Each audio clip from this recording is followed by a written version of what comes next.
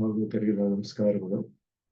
ಶ್ರೀನಿವಾಸೇತಿ ಶ್ರೇಷ್ಠದಯಾ ಪಾತ್ರಂ ಗುಣಾನ್ವಿತಃ ಕೌಶಿಕೋನಂತರಂಗಾರ್ಯಶ್ಚಿರಂ ವಿಜೇತಾಂ ಭುವಿ ನ್ಯಸ್ತಾತ್ಮೀಯಭರಂ ವರಪ್ರದಗುರೌ ವೈರಾಗ್ಯ ಭಾಗ್ಯೋ ರಥೋ ವೇದಾಂತಾಮೃತಸಾರವಂತಮನಘಾತ್ ಶ್ರೀನಿವಾಸಾದ್ಗುರೋಃ ಶ್ರೀಶೈಲಾನ್ವಯಕೌಸ್ತುಭಸ್ವಿತನಯಂ ಶ್ರೇಯೋನಿಧೇ ಶ್ರೀನಿಧೇಃ ವಂದೇ ಸಾಧುಕಟಾಕ್ಷಕೇಳಿನಿಲಯಂ ಶ್ರೀಕೃಷ್ಣಸದ್ದೇಶಿಕಂ श्रीवासरंगपरकालमुनित्रयाप्तलक्ष्मात्मरक्षणे दित्वैगागमान्तम् आचार्यभक्तिपरिपूतमनर्घशीलं गोपालदेशिकमुनिं गुरुमाश्रयामः।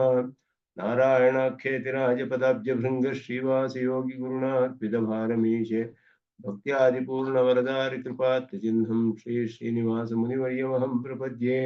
श्रीनारायणयोगीन्द्रवरदारिकृपाश्रयं रङ्गेशपादविनतं श्रीनिवासमुनिं भजे। श्रीकृष्ण ब्रह्मतंत्रोत्तम गुरुकरुणावाप्तचक्राङ्कभाष्यं वैराग्याचारवार्धौ वरदपदमुखे लक्ष्मणेऽन्यस्तभारं श्रीवागीशात्ततुर्यं छठर्पयतिराट्वेदचूडार्यमूर्तिं नूत्नं श्रीरङ्गनाथं कलिर्भुवनखं ब्रह्मतन्त्रं श्रयामः। श्रीतुरगवदनपादो सन्ततपरिचरणमात्रपरमार्थः जेतु श्रीमानभिनवरङ्गेन्द्र ब्रह्मतन्त्रपरकालः श्रीमान् वेङ्कटनाथार्य कवितार्किककेसरी वेदान्ताचार्यवर्यो मे सन्निधत्तां सदा हृदि। यो नित्यमच्युतपदाम्बुजयुग्मरुक्मं व्यामोहतस्तरितराणि तनाय मेने अस्मद्गुरोर्भगवतोऽस्तिरेकसिन्धो रामानुजस्य चरणौ शरणं प्रपद्ये। यतीन्द्रकृतभाष्यार्थाय व्याख्यानेन दर्शिताः वरं सुदर्शनार्यं तं वन्दे कुलकुलाधिपम् वरदं दुरदाद्रीशं श्रीनिधिं करुणानिधिं शरण्यं शरणं यामि प्रणतार्तिहरं हरिं भैरन्तस्तमश्चेदि ज्योतिर्वन्दे सुदर्शनं येनाव्याहतसङ्कल्पं वस्तु लक्ष्मीधरं विदुः सम्यं न्यायकलापेन महता भारतेन चापबृंहितवेदाय नमो व्यासाय विष्णवे तस्मै रामानुजार्याय नमः परमयोगिने श्रुतिस्मृतिसूत्राणामन्तर्गरमशीशमत् वन्देऽहं वरदार्यं तं वत्साभिजनभूषणम् भाष्यामृतप्रधानाद्यः सञ्जीवयति मामपि प्रपद्ये प्रणवाकारं भाष्यं रङ्गमिवापरं परस्य ब्रह्मणो यत्र शेषित्वं स्फुटमीक्ष्यते नृत्यन्तेषु श्रुतं भाष्ये मतं ध्यातं हृदं भुजे लक्ष्मीपतिं प्रपद्येऽहं दृष्टं श्रीरङ्गधामनि प्रमाणं च प्रमेयं च प्रमातारश्च सात्विकाः येन्दुक्षपितारिष्टं सः सर्वत्र सर्वदा अविस्मृता सुगम्भीरा रामानुजमुनेर्गिरः दर्शयन्तु प्रसादेन संभामुखिलं दृढं श्रीरङ्गेशाज्ञालब्धौ व्याससंज्ञं सुदर्शनम् वाचा विजयनः पुत्रं भाष्यभक्तिरुचूचिरत् गुरुभ्योऽर्थश्रुतशब्दैः तत्प्रयुक्तैश्च योजितः सौकर्याय बुभुत्सोनां सङ्कलय्य प्रकाश्यते तत्कृत्स्नं वेत्ति भाष्यार्थं श्रुतांशस्थिते कृतिः आढ्यैकाकणिके वैश्यानोपेक्ष्या भाष्यवित्तमैः भाष्यं चेद्विवृणोत्संयतिर्व्याख्यानवाचां तथा गाम्भीर्यादनवस्थितिर्मिदमधिः दूरे जनस्त्वद्गिरां द्रष्टव्य कथमीश्वरः सैन्यनः प्रत्यक्षरूपो दृशां तद्भाष्यं स च भाष्यकृते स च हरिः सम्यक् प्रसीदन्तु नः। ॐ शन्नो मित्रशं वरुणः शन्नो भवत्वर्यमा शन्न इन्द्रो बृहस्पतिः शन्नो विष्णुरुक्रमः नमो ब्रह्मणे नमस्ते वायो त्वमेव प्रत्यक्षं ब्रह्मासि त्वामेव प्रत्यक्षं ब्रह्म वदिष्यामि ऋतं वदिष्यामि सत्यं वदिष्यामि तन्मामवतु तद्भक्तारमवतु अवतु माम् अवतु भक्तारम्। ॐ शान्ति शान्ति शान्तिः। अखिलभुवनजन्मस्तेव भङ्गादिलीलैर्नतविधभूतपुरातरक्षैकदीक्षे श्रुतिशिरसि विदीप्ते ब्रह्मणि श्रीनिवासे भवतु मम परस्मिन् शेंषि भक्तिरूपा पाराशर्यवचःसुधामुपनिषद्दुग्धाब्धिमद्योद्धृतां संसाराग्निविदीपनं विपगतप्राणात्मसञ्जीविनीं पूर्वाचार्यसुरक्षितां बहुमतिव्याघातदूरस्थितामानीतां तु निजाक्षरैः सुमनसो भौमा पिबन्त्वन्वहम्।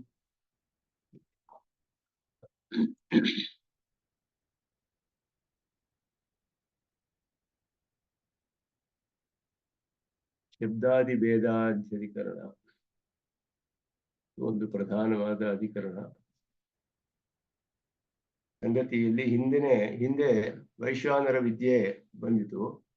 ವೈಶ್ವಾನರ ವಿದ್ಯೆಯಲ್ಲಿ ವ್ಯಸ್ತೋಪಾಸನೆ ಸಮಸ್ತೋಪಾಸನೆ ಎರಡು ವಿಷಯಗಳು ಹೇಳಿದೆ. ವ್ಯಸ್ತ ಉಪಾಸನೆ ಅಂದ್ರೆ ಬೇರೆ ಬೇರೆಯಾಗಿ ವಿಭಾಗ ಮಾಡಿ ಶಿರಸ್ಸೇ ವೈಶ್ವಾನರ ಅಂತ ಒಬ್ರು ಉಪಾಸನೆ ಮಾಡ್ತಾ ಇದ್ರು, ಚಕ್ಷುಸ್ಸನ್ನೇ ವೈಶ್ವಾನರ ಅಂತ ಮಾಡ್ತಿದ್ರು. ಇದೆಲ್ಲ ಭಾಗಶಃ ಮಾಡಿದಾಗುತ್ತೆ ಹೊರತು ಪೂರ್ಣವಾದ ವೈಶ್ವಾನರ ಉಪಾಸನೆ ಆಗೋದಿಲ್ಲ ಅಂತ ಹೇಳಿ ಅದಕ್ಕೆ ಒಂದು ಪ್ರತ್ಯೇಕವಾದ ಫಲವನ್ನು ಹೇಳಿದ್ರು. ಹಾಗೆಯೇ ವೈಶ್ವಾನರ ಉಪಾಸನೆ ಇದು ಅಂತ ತಿಳಿದು ಮಾಡಿದ್ರೆ ಅದರಲ್ಲಿ ಪ್ರತ್ಯವಾಯವನ್ನು ಅಲ್ಲಿ ಹೇಳಲಾಯಿತು. ಆದ್ರಿಂದ ಸಮಸ್ತವಾದ ವೈಶ್ವಾನರನ ಉಪಾಸನೆಯನ್ನು ಮಾಡಬೇಕು, ಎಲ್ಲ ಸೇರಿಸ್ಕೊಂಡು ಅಂತ ಅಲ್ಲಿ ಸಿದ್ಧಾಂತ ಮಾಡಿದ್ರು. ಅದು ಮಾಡಿದ ಮೇಲೆ ಮತ್ತೆ ಬ್ರಹ್ಮವಿದ್ಯೆಗಳಲ್ಲಿ ಅಲ್ಲಿ ಎಲ್ಲ 32 ಬ್ರಹ್ಮವಿದ್ಯೆಗಳಿದೆಯಲ್ಲ ಅದೆಲ್ಲವನ್ನೂ ಸೇರಿಸ್ಕೊಂಡು ಒಂದೇ ಉಪಾಸನೆಯೇ ಅನ್ನುವ ಪ್ರಶ್ನೆ. ಬೇರೆ ಬೇರೆ ಅಂತ ಹೇಗೆ ಮಾಡಕ್ ಸಾಧ್ಯ? ಇಲ್ಲಿ ವೈಶ್ವಾನರ ವಿದ್ಯೆ ಅಂತೆ ಅದು ಕೂಡ ಒಂದೊಂದು ಬೇರೆ ಬೇರೆ ಮಾಡೋದು ಸರಿ ಹೋಗೋದಿಲ್ಲ. ಎಲ್ಲವನ್ನು ಬ್ರಹ್ಮನು ಒಂದೇ, ಎಲ್ಲದರಲ್ಲಿಯೂ ಉಪಾಸನಾದ ಬ್ರಹ್ಮ ಒಂದೇ. ಇದು ಒಂದು ಈ ಅಧಿಕರಣ ಪ್ರಧಾನವಾದದ್ದು. ಇಲ್ಲಿ ಸೂತ್ರಕಾರರು ಹೇಳೋದಕ್ಕೆ ಬಹಳ ಸೂಕ್ಷ್ಮವಾಗಿ ಅರ್ಥವನ್ನ ವಿವರಿಸ್ತಾರೆ ಭಾಷ್ಯಕಾರರು. ತುಂಬಾ ಸ್ವಲ್ಪ ಕಷ್ಟ ಇದು ಶಾಸ್ತ್ರೀಯವಾಗಿ ವಿವರಣೆ ಮಾಡೋದು. ಅದನ್ನು ಹೇಗೆ ಮಾಡಬೇಕು ಅಂದ್ರೆ ಮುಖ್ಯಾರ್ಥದಲ್ಲಿ ಅದರಲ್ಲಿಯೂ ಮಾಡ್ತಾರೆ. ಅಧಿಕರಣ ಸಾರಾವಳಿಯಲ್ಲಿ ಸ್ವಾಮಿ ದೇಶಿಕನನ್ನು ಕೂಡ ವಿವರಿಸ್ತಾರೆ. ಆದರೆ ಇಲ್ಲಿ ಲಾಕ್ಷಣಿಕವಾದ ಅರ್ಥವನ್ನು ಹೇಳಿಯೇ ಮಾಡಬೇಕಾಗುತ್ತೆ ಅನ್ನೋದು ತಿಳಿಯುತ್ತೆ. ಶಬ್ದ ಮೊದಲಾದವುಗಳಲ್ಲಿ ಭೇದವಿರುವುದರಿಂದ ಶಬ್ದ ಆದಿ ಭೇದಾತ್ ನಾನಾ ಅಂತ ಹೇಳಿದ್ರು. ಬ್ರಹ್ಮವಿದ್ಯೆಗಳು ಅನೇಕವಾಗಿದೆ ಅಂತ ಸೂತ್ರಕಾರರು ಸಿದ್ಧಾಂತವನ್ನು ಹೇಳಿದ್ರು. ಶಬ್ದ ಮೊದಲಾದದ್ದು ಅಂತ ಹೇಳಿದ್ರೆ ಚೋದನ ಅನ್ನುವ ಅರ್ಥ ಅಥವಾ ಆಖ್ಯ ಅಂತ ಬರಬೇಕು, ಕರ್ಮದ ಹೆಸರು. ಪೂರ್ವ ಮೀಮಾಂಸೆಯಲ್ಲಿ ಶಬ್ದಾಂತರೇ ಕರ್ಮಭೇದ, ಶಬ್ದವು ಬೇರೆ ಆದರೆ ಕರ್ಮವು ಭೇದವಾಗುತ್ತೆ. ಒಂದೇ ಹೆಸರು ಇದ್ರೆ ಅದೇ ಕರ್ಮ, ಕರ್ಮದ ಹೆಸರು ಬೇರೆ ಆಗ್ಬಿಟ್ರೆ ಅದು ಬೇರೆ ಕರ್ಮ ಅಂತ ಒಂದು ನಿಶ್ಚಯ ಮಾಡಿದ್ದಾರೆ ಸೂತ್ರದಲ್ಲಿ. ಶಬ್ದಾಂತರೇ ಕರ್ಮಭೇದ ಅಂತ ಹೇಳಿ. ಆದ್ದರಿಂದ ಇಲ್ಲಿ ಶಬ್ದ ಮೊದಲಾದವುಗಳಲ್ಲಿ ಭೇದ ಅಂತ ಹೇಳಿದ್ರು ಸೂತ್ರಕಾರರು, ಶಬ್ದದಲ್ಲಿ ಭೇದ ಅಂತ ಹೇಳಲಿಲ್ಲ. ಯಾಕೆಂದ್ರೆ ಪೂರ್ವ ಮೀಮಾಂಸೆಗೂ ಈ ಉತ್ತರ ಮೀಮಾಂಸೆಯ ಬ್ರಹ್ಮವಿದ್ಯೆಗಳಿಗೂ ಒಂದು ವ್ಯತ್ಯಾಸ ಇದೆ. ಪೂರ್ವ ಮೀಮಾಂಸೆಯಲ್ಲಿ ಕರ್ಮದ ಹೆಸರುಗಳು ನೇರವಾಗಿ ಶ್ರುತಿಯಲ್ಲಿಯೇ ತಿಳಿದು ಬರುತ್ತೆ. ಅಗ್ನಿಹೋತ್ರಂ ಜುಹೋತಿ ಅಂತ ಅಗ್ನಿಹೋತ್ರ ಅನ್ನೋದು ಕರ್ಮದ ಹೆಸರು ಹೇಳಿದೆ. ಅಲ್ಲಿ ಜ್ಯೋತಿಷ್ಠೋಮೇನ ಸ್ವರ್ಗಕಾಮೋ ಯದೇತ ಜ್ಯೋತಿಷ್ಠೋಮ ಅನ್ನೋದು ಕರ್ಮದ ಹೆಸರು ಸ್ಪಷ್ಟವಾಗಿ ಶ್ರುತಿಯಲ್ಲಿಯೇ ಹೇಳಿ ಬರುತ್ತೆ. ಉಪನಿಷತ್ತುಗಳಲ್ಲಿ ಬ್ರಹ್ಮವಿದ್ಯೆಯ ಹೆಸರು ಶ್ರುತಿಯಲ್ಲಿ ಹೇಳಲಿಲ್ಲ. ಅಲ್ಲಿ ಬರುವ ಶಬ್ದಗಳನ್ನು ನೋಡಿ ನಾವು ಅದನ್ನು ಕಲ್ಪನೆ ಮಾಡ್ಕೋಬೇಕು. ದಹರ ಅಸ್ಮಿನ್ ನಂತರ ಆಕಾಶ ಅಂತ ದಹರ ಆಕಾಶ ಅಂತ ಹೇಳಿರೋದ್ರಿಂದ ಇದು ದಹರ ವಿದ್ಯೆ ಅಂತ ಹೆಸರು ಕೊಡ್ತೀವಿ. ದಹರ ವಿದ್ಯೆ ಅಂತ ಹೇಳಲಿಲ್ಲ ನೇರವಾಗಿ ಶ್ರುತಿ. ಅದೇ ರೀತಿಯಲ್ಲಿ ಈ ರೀತಿ ಇತಿಹಾಸ್ಮ ಶಾಂಡಿಲ್ಯಾಹ ಶಾಂಡಿಲ್ಯಾಹ ಅಂತ ಶಾಂಡಿಲ್ಯರು ಹೀಗೆ ಹೇಳಿದ್ರು, ಶಾಂಡಿಲ್ಯ ವಿದ್ಯೆ ಅಂತ ಹೆಸರು ಕೊಡ್ತೀವಿ. ಉಪಕೋಸಲನಿಗೆ ಉಪದೇಶದ ವಿದ್ಯೆಯನ್ನು ಉಪಕೋಸಲ ವಿದ್ಯೆ ಅಂತ ಹೇಳ್ತೀವಿ. ನಚಿಕೇತಸನಿಗೆ ಯಮ ಉಪದೇಶದಿಂದ ನಚಿಕೇತ ವಿದ್ಯೆ ಹೀಗೆಲ್ಲ ಹೇಳಿದ್ರೆ ಇದು ನೇರವಾಗಿ ಶ್ರುತಿಯಲ್ಲಿ ಹೆಸರು ಹೇಳಲಿಲ್ಲ. ಶ್ರುತಿಯಲ್ಲಿಯೇ ಹೆಸರೇ ಹೇಳಿಬಿಟ್ಟಿದ್ರೆ ಶಬ್ದ ಭೇದದಿಂದಲೇ ಮುಖ್ಯಾರ್ಥದಲ್ಲಿಯೇ ಹೇಳ್ಬೋದಾಗಿತ್ತು. ಆದರೆ ಶ್ರುತಿ ಹಾಗೆ ಹೇಳಲಿಲ್ಲ. ಶ್ರುತಿಯಲ್ಲಿ ಬ್ರಹ್ಮವಿದ್ಯೆಗಳಲ್ಲಿ ಕಂಡು ಬರುವ ಕೆಲವು ಶಬ್ದಗಳನ್ನ ನೋಡಿ ಈ ವಿದ್ಯೆ ಇದಕ್ಕೆ ಈ ಹೆಸರು ಅಂತ ಹೇಳ್ಬಿಟ್ಟು ಕಲ್ಪನೆ ಮಾಡಿರುವಂತಹ ಹೆಸರುಗಳು ಅದೆಲ್ಲ. ಭೂಮಾ ಅಂತ ಹೇಳಿ ಭೂಮಾತ್ವೇವ ಸುಖಂ ಅಂತ ಹೇಳಿದ್ರಿಂದ ಭೂಮ ವಿದ್ಯೆ ಅಂತ ಹೆಸರು. ಸದೈವ ಸೌಮ್ಯ ಸಮಗ್ರ ಆಸೀತ್ ಅಂತ ಆರಂಭಿಸಿರೋದ್ರಿಂದ ಸದ್ವಿದ್ಯೆ ಅಂತ ಹೆಸರಿಟ್ಟು. ಸದ್ವಿದ್ಯೆ ಅಂತ ಎಲ್ಲೂ ಹೇಳಿಲ್ಲ ಶ್ರುತಿಲಲ್ಲಿ. ಇದು ಒಂದು ದೊಡ್ಡ ವಿಷಯ, ಶಾಸ್ತ್ರೀಯವಾದ ವಿಷಯ ಇಲ್ಲಿ ವಿವರಣೆ, ಇಲ್ಲಿ ವಿಚಾರ ಮಾಡುವಂತಹದ್ದು. ಅದನ್ನ ಭಾಷಿಕಾರರು ಅದರಿಂದ ಪೂರ್ವ ಪಕ್ಷದಲ್ಲಿ ಏನ್ ಹೇಳ್ತಾರೆ ಅಂದ್ರೆ ಶಬ್ದ ನೇರವಾಗಿ ಹೇಳಲಿಲ್ಲ, ಎಲ್ಲವೂ ಒಂದೇ ವಿದ್ಯೆ ಅಂತ ಇಟ್ಕೊಳ್ಬೇಕು. ಗುಣಗಳು ಬೇರೆ ಬೇರೆ ಹೇಳಿದ್ಯಲ್ಲ ಅಂತ ಹೇಳಿದ್ರೆ ಹಾಗೆ ಒಂದೇ ಮಾಡಿದ್ರೆ ವಿರೋಧ ಬರುತ್ತಲ್ಲ. ಅಂದ್ರೆ ಎಲ್ಲ ಬ್ರಹ್ಮನ ಗುಣಗಳು ತಾನೆ, ಬ್ರಹ್ಮನಲ್ಲಿ ಇರೋ ಗುಣಗಳಲ್ಲಿ ಒಂದಕ್ಕೊಂದಕ್ಕೆ ಹೇಗೆ ವಿರೋಧ ಬರುತ್ತೆ? ಪೂರ್ವ ಪಕ್ಷ ಕೇಳ್ತಾನೆ ಗುಣಗಳೇ ಆದ್ರಿಂದ ಎಲ್ಲಾ ವಿದ್ಯೆಯಲ್ಲಿ ಹೇಳಿರೋ ಎಲ್ಲಾ ಗುಣಗಳು ಬ್ರಹ್ಮನಲ್ಲಿ ಇರುವ ಗುಣಗಳೇ ಆಯ್ತು. ಅದರಲ್ಲಿ ವಿರೋಧ ಇರಕ್ಕೆ ಸಾಧ್ಯವಿಲ್ಲವಲ್ಲ. ಎಲ್ಲವನ್ನು ಬ್ರಹ್ಮನಿಗೆ ಹೇಳಕ್ಕೆ ಸಾಧ್ಯ. ಎಲ್ಲ ಗುಣಗಳು ಬ್ರಹ್ಮನಿಗಿರೋದ್ರಿಂದ ಎಲ್ಲ ಗುಣನು ಹೇಳಿ ಉಪಾಸನೆ ಯಾಕೆ ಮಾಡಬಾರ್ದು? ವೇದ್ಯವಾದ ಬ್ರಹ್ಮ ಒಂದೇ ಎಲ್ಲ ಕಡೆಯೂ, ಫಲವೂ ಒಂದೇ. ಈ ರೀತಿ ಇರೋದ್ರಿಂದ ಎಲ್ಲವೂ ಕೂಡ ಚೋದನಾ ಪ್ರತ್ಯಯ ಅಂತ ಹೇಳಿ, ಚೋದನ ಅನ್ನೋದು ಏನು ಅಂದ್ರೆ ಉಪಾಸನಾತ್ಮಕವಾದದ್ದು, ಎಲ್ಲವೂ ಉಪಾಸನಾತ್ಮಕವಾದದ್ದು. ಅದರಿಂದ ಆವೃತ್ತಿ ಅಸಕೃತ್ ಉಪದೇಶ ಅಂತ ಮುಂದೆ ಸೂತ್ರ ಬರುತ್ತೆ. ನಿರಂತರವಾಗಿ ಆವೃತ್ತಿ ಮಾಡಬೇಕಾದ್ದು. ಈ ರೀತಿ ಇಲ್ಲಿ ಪೂರ್ವ ಪಕ್ಷ ಇದು. ಆದ್ದರಿಂದ ರೂಪವೂ ಒಂದೇ, ಫಲವೂ ಒಂದೇ. ಚೋದನಾ ಅಂದ್ರೆ ವಿಧಿ, ಎಲ್ಲ ಉಪಾಸನಾತ್ಮಕವಾದದ್ದೇ. ವೇದ ಅಂತ ಹೇಳ್ಬೋದು, ಉಪಾಸಿತ ಅಂತ ಹೇಳ್ಬೋದು, ಎಲ್ಲ ಅದು ತೈಲಧಾರಾವತ್ ಅವಿಚ್ಛಿನ್ನ ಸ್ಮೃತಿ ಸಂತತಿ ರೂಪಂ, ಎಲ್ಲವೂ ಅದೇ ರೀತಿಯಾಗಿರುತ್ತೆ. ಆದ್ರಿಂದ ಎಲ್ಲವಕ್ಕೂ ಒಂದೇ ಆಯ್ತು ಅಲ್ಲಿಗೆ. ಹೋಗ್ಲಿ, ಪ್ರತಿಪತ್ರ ಭೇದ ಅಂತ ಏನೂ ಹೇಳಕ್ಕಾಗೋದಿಲ್ಲ, ಪೂರ್ವ ಪಕ್ಷಿ ಹೇಳ್ತಾನೆ. ಪ್ರತಿಪತ್ರ ಭೇದ ಅಂದ್ರೆ ಬೇರೆ ಬೇರೆ ಶಾಖೆ ಅಧ್ಯಯನ ಮಾಡೋರ್ಗೆ ಅವ್ರವ್ರಿಗೆ ಬೇರೆ ಬೇರೆ ವಿದ್ಯೆ, ಬ್ರಹ್ಮ ವಿದ್ಯೆ ಹೇಳಿದೆ, ಅದ್ರಲ್ಲಿ ವಿರೋಧ ಇಲ್ವಲ್ಲ. ಒಂದು ಶಾಖೆ ಅಧ್ಯಯನ ಮಾಡೋರಿಗೆ ಬೇರೆ ಶಾಖೆ ಅಧ್ಯಯನ ಮಾಡೋದಿಲ್ಲ, ಮಾಡದೇ ಇರಬಹುದು. ಆಗ ಅವರಿಗೂ ಮೋಕ್ಷಕ್ಕೆ ಉಪಾಯ ಬೇಕಲ್ಲ, ಆ ಶಾಖೆಯಲ್ಲಿ ಬ್ರಹ್ಮವಿದ್ಯೆಗಳು ಹೇಳ್ಬೋದು. ಅಂದ್ರೆ ಒಂದೇ ಶಾಖೆಯಲ್ಲಿ ಛಾಂದೋಗ್ಯ ಉಪನಿಷತ್ತಿನಲ್ಲಿ 14 ವಿದ್ಯೆ ಹೇಳಿದೆ. ಇದು ಪ್ರತಿಪತ್ರ ಭೇದ ಇಲ್ವಲ್ಲ, ಒಬ್ಬನೇ ತಾನೇ ಪ್ರತಿಪತ್ರ. ಓದ ಅಧ್ಯಯನ ಮಾಡೋರು ಎಲ್ಲರಿಗೂ 14 ವಿದ್ಯೆಗಳು ತಿಳಿಯುತ್ತೆ. 14 ಯಾಕೆ ಬೇಕು, ಒಂದು ಸಾಲದೆ ಅಂತ. ಎಲ್ಲ ಒಂದೇ ಇರಬೇಕು, ಬೇರೆ ಬೇರೆ ಅಲ್ಲ ಅಂತ ಪೂರ್ವ ಪಕ್ಷ. ಇದು ಬಲವಾದ ಪೂರ್ವ ಪಕ್ಷ ಇದಕ್ಕೆ. ಅದಕ್ಕೆ ಸಿದ್ಧಾಂತವನ್ನ ಹೇಳ್ತಾರೆ ಇಲ್ಲಿ, ಏವಂ ಪ್ರಾಪ್ತೆ ಅವಿಧೀಯತೆ ನಾನಾಭೂತಾ ವಿದ್ಯಾಹ, ವಿದ್ಯೆಗಳು ಅನೇಕವೇ ಅಂತ ಸಿದ್ಧಾಂತ. ಹೇಗೆ ಅಂದ್ರೆ ಶಬ್ದಾದಿ ಭೇದಾತ್, ಆದಿಶಬ್ದೇನ ಅಭ್ಯಾಸ ಸಂಖ್ಯಾ ಗುಣ ಪ್ರಕ್ರಿಯಾ ನಾಮಧೇಯಾನಿ ಗೃಹ್ಯಂತೆ. ಯಾದಿ ಎನ್ನುವುದು ಇದೆಲ್ಲ ಅನುಬಂಧಗಳು ಅಂತ ಹೇಳಲ್ಪಡುತ್ತೆ. ಒಂದು ವಿದ್ಯೆಗೆ ಸೇರಿದ ಹಾಗೆ ಅದಕ್ಕೆ ಸಂಬಂಧಿಸಿದ ವಿಷಯಗಳು ಕೆಲವೆಲ್ಲ ಹೇಳಿದೆ. ಆ ಸಂಬಂಧಿಸಿದ ವಿಷಯಗಳಲ್ಲಿ ಇದು ಭೇದವಿದೆ, ಬೇರೆ ಬೇರೆ ಪ್ರಕರಣಗಳು, ಪ್ರಕರಣ ಭೇದ. ಇಲ್ಲಿ ಇನ್ನೊಂದು ಪೂರ್ವ ಪಕ್ಷ ಏನು ಹೇಳ್ತಾರೆ ಅಂದ್ರೆ, ಈ ಪಾದದ ಆರಂಭದಲ್ಲಿ ಸರ್ವವೇದಾಂತ ಪ್ರತ್ಯಯಂ ಚೋದನಾದಿ ಅವಿಶೇಷಾತ್ ಅಂತ ಸೂತ್ರ, ಮೊದಲ ಸೂತ್ರ ಈ ಪಾದದ ಆರಂಭದಲ್ಲಿ. ಎಲ್ಲಾ ಶಾಖೆಗಳಲ್ಲಿಯೂ ವೇದಾಂತದಲ್ಲಿ ತಿಳಿದು ಬರುವ ವಿದ್ಯೆ ಒಂದೇ ಅಂತ ನಿಶ್ಚಯ ಮಾಡಬೇಕು. ಯಾವಾಗ ಅಂದ್ರೆ ಚೋದನಾದಿ ಅವಿಶೇಷಾತ್, ಚೋದನ ರೂಪ ಸಂಯೋಗ ಆಖ್ಯ, ಇದು 4ರಲ್ಲಿ ವ್ಯತ್ಯಾಸವಿಲ್ಲದೆ ಹೋದ್ರೆ ಒಂದೇ ಅಂತ ತಿಳಿಬೇಕು. ಅಲ್ಲಿ ಬೇರೆ ಪೂರ್ವ ಪಕ್ಷ ಏನ್ ಹಾಕಿದ್ರು ಅಂದ್ರೆ, ಪ್ರತಿಪತ್ರ ಭೇದ ಅನ್ನೋದು ಭೇದ ಉಂಟು ಮಾಡಲ್ಲ ಅಂತ ಹೇಳಿದ್ರು. ಆಖ್ಯ ಇದ್ರೆ ಸಾಕು, ಒಂದೇ ಆಖ್ಯ ಇರಬೇಕು, ಚೋದನ ಇರಬೇಕು, ರೂಪವಿರಬೇಕು, ಮತ್ತೆ ಫಲ, ಈ 4 ಸಮವಾಗಿದ್ರೆ ಇದು ಬೇರೆ ಬೇರೆ ಶಾಖೆಯಲ್ಲೇ ಇರ್ಬೋದು, ಒಂದೇ ಶಾಖೆಯಲ್ಲೇ ಇರ್ಬೋದು, ಹೇಗಿದ್ರು ಅದನ್ನ ಒಂದೇ ವಿದ್ಯೆ ಅಂತ ನಿಶ್ಚಯ ಮಾಡಬೇಕು ಅಂತ. ಇಲ್ಲಿ ಪ್ರಕ್ರಿಯಾ ಅನ್ನೋದು ಭೇದಕ್ಕೆ ಕಾರಣವಾಗುತ್ತೆ ಅಂತ ಇಲ್ಲಿ ಹೇಳ್ತಾ ಇದ್ದೀವಿ. ಪ್ರಕ್ರಿಯೆ ಅಂದ್ರೆ ಪ್ರಕರಣಗಳು ಅಂತ, ಪ್ರಕರಣದಲ್ಲಿ ಭೇದವಿದೆ ಅಂತ ಹೇಳಿದ್ರು. ನಾಮಧೇಯಾನಿ, ನಾಮಗಳು ಹೆಸರಿ ಬೇರೆ ಇದೆ ಅಂತ ಹೇಳಿದ್ರೆ ಇದು ನಾವು ಕಲ್ಪಿಸಿ ಹೇಳಿರುವಂತ ಹೆಸರುಗಳು, ಶ್ರೌತವಲ್ಲ ಅಂತ ಪೂರ್ವ ಪಕ್ಷ ಹೇಳ್ತಾನೆ. ಆದರೂ ಅದು ಎಲ್ಲರೂ ಅದನ್ನ ಒಪ್ಪಿಕೊಂಡಿರೋದ್ರಿಂದ ಅದನ್ನು ಇಲ್ಲಿ ಹೇಳಲಾಗಿದೆ ಶಾಸ್ತ್ರದಲ್ಲಿ.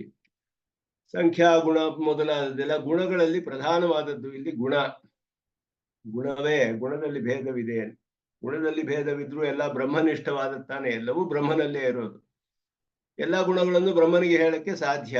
ವಿದ್ಯೈಕ್ಯವನ್ನು ಹೇಳಿ ಧಾರವಿದ್ಯೆ ಗುಣಗಳು ಭೂವಿದ್ಯೆ ಗುಣಗಳು ಎಲ್ಲ ಬ್ರಹ್ಮನಿಗೆ ಹೇಳಿದ್ರೆ ಏಕಾಲದಲ್ಲಿ ಏನು ವಿರೋಧ ಬರೋದಿಲ್ಲ ಅಂತ ಹೇಳ್ಬಿಟ್ಟು ಪೂರ್ವ ಪಕ್ಷ. ಅದಕ್ಕೆ ನ್ಯಾಯ ಪರಿಶುದ್ಧಿಯಲ್ಲಿ ಸ್ವಾಮಿ ದೇಶಿಕನ್ ಅದರಲ್ಲಿ ವಿವರಿಸ್ತಾರೆ ಒಂದು ವಿಷಯವನ್ನ.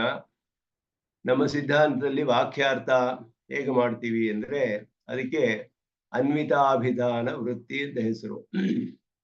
ಪೂರ್ವಮೀಮಾಂಸೆಯಲ್ಲಿ ಹೇಳ್ತಾರೆ 2 ವಿಧವಾದ ವಾಕ್ಯಾರ್ಥ ವೃತ್ತಿಗಳು. ಒಂದು ವಾಕ್ಯವನ್ನ ಅರ್ಥವನ್ನ ಹೇಗೆ ನಿಶ್ಚಯ ಮಾಡೋದು ಅಂದ್ರೆ, ಅನ್ವಿತಾಭಿಧಾನ ಅದು ಒಂದು, ಇದು ಇನ್ನೊಂದು ಇದು ಅನ್ವಯ, ಅಭಿಹಿತ ಅನ್ವಯ ಅಂತ. ಅಭಿಹಿತ ಅನ್ವಯ, ಅನ್ವಿತಾಭಿಧಾನ 2 ವಾದಗಳು ಇದೆ. ಅನ್ವಿತಾಭಿಧಾನವಾದ, ಅಭಿಹಿತಾನ್ವಯವಾದ. ಇದು ಜಿಜ್ಞಾಸಾಧಿಕರಣದಲ್ಲಿ ವಿಸ್ತಾರವಾಗಿ ವಿಚಾರ ಮಾಡಿದ್ವಿ ಇದ್ರ ಬಗ್ಗೆ. ಅಭಿಹಿತ ಅನ್ವಯ ಅಂತ ಹೇಳಿದ್ರೆ, ಒಂದು ವಾಕ್ಯದಲ್ಲಿರೋ ಶಬ್ದಗಳ ಅರ್ಥ ಎಲ್ಲ ನಮಗೆ ಒಂದೊಂದು ಸತಿ ಶಬ್ದಗಳು ತಿಳಿಸ್ಬಿಡುತ್ತವೆ ಅರ್ಥನ, ಆಮೇಲೆ ಶಬ್ದಗಳು ಹೋಗ್ಬಿಡುತ್ತವೆ. ಅರ್ಥಗಳನ್ನೆಲ್ಲ ನಾವು ತಿಳಿದುಕೊಂಡಾಗ ಅದೆರಡು ಜೋಡಿಸಿದ್ರೆ ಒಂದು ವಾಕ್ಯದ ಅರ್ಥ ಬರೋದಿಲ್ಲ. ವಾಕ್ಯ ಅಂದ್ರೆ ಏನು ಅಂದ್ರೆ ಅನೇಕ ಪದಗಳ ಸಮೂಹಗಳು ಒಂದು ಅರ್ಥವನ್ನು ಉಂಟು ಮಾಡ್ಬೇಕು. ಅದಕ್ಕೆ ವಾಕ್ಯ ಅಂತ ಅರ್ಥ. ವಾಕ್ಯ ಅಂತ ಲಕ್ಷಣ. ವಾಕ್ಯ ಲಕ್ಷಣ ಅಂದ್ರೆ ಪದಗಳ ಸಮೂಹ ಒಂದು ಅರ್ಥವನ್ನು ತಿಳಿಸ್ಬೇಕು. ಅದರಿಂದ ಇಲ್ಲಿ ಒಂದು ವಾಕ್ಯ ಇದೆ, ಸತ್ಯಂ ಜ್ಞಾನಂ ಅನಂತಂ ಬ್ರಹ್ಮ. ಸತ್ಯಂ ಅನ್ನೋದು ಸತ್ಯತ್ವ ಅಂತ ತಿಳಿಸುತ್ತೆ, ಜ್ಞಾನತ್ವ, ಅನಂತತ್ವ, ಬ್ರಹ್ಮ ಇದೆಲ್ಲ ತಿಳಿಸ್ತು.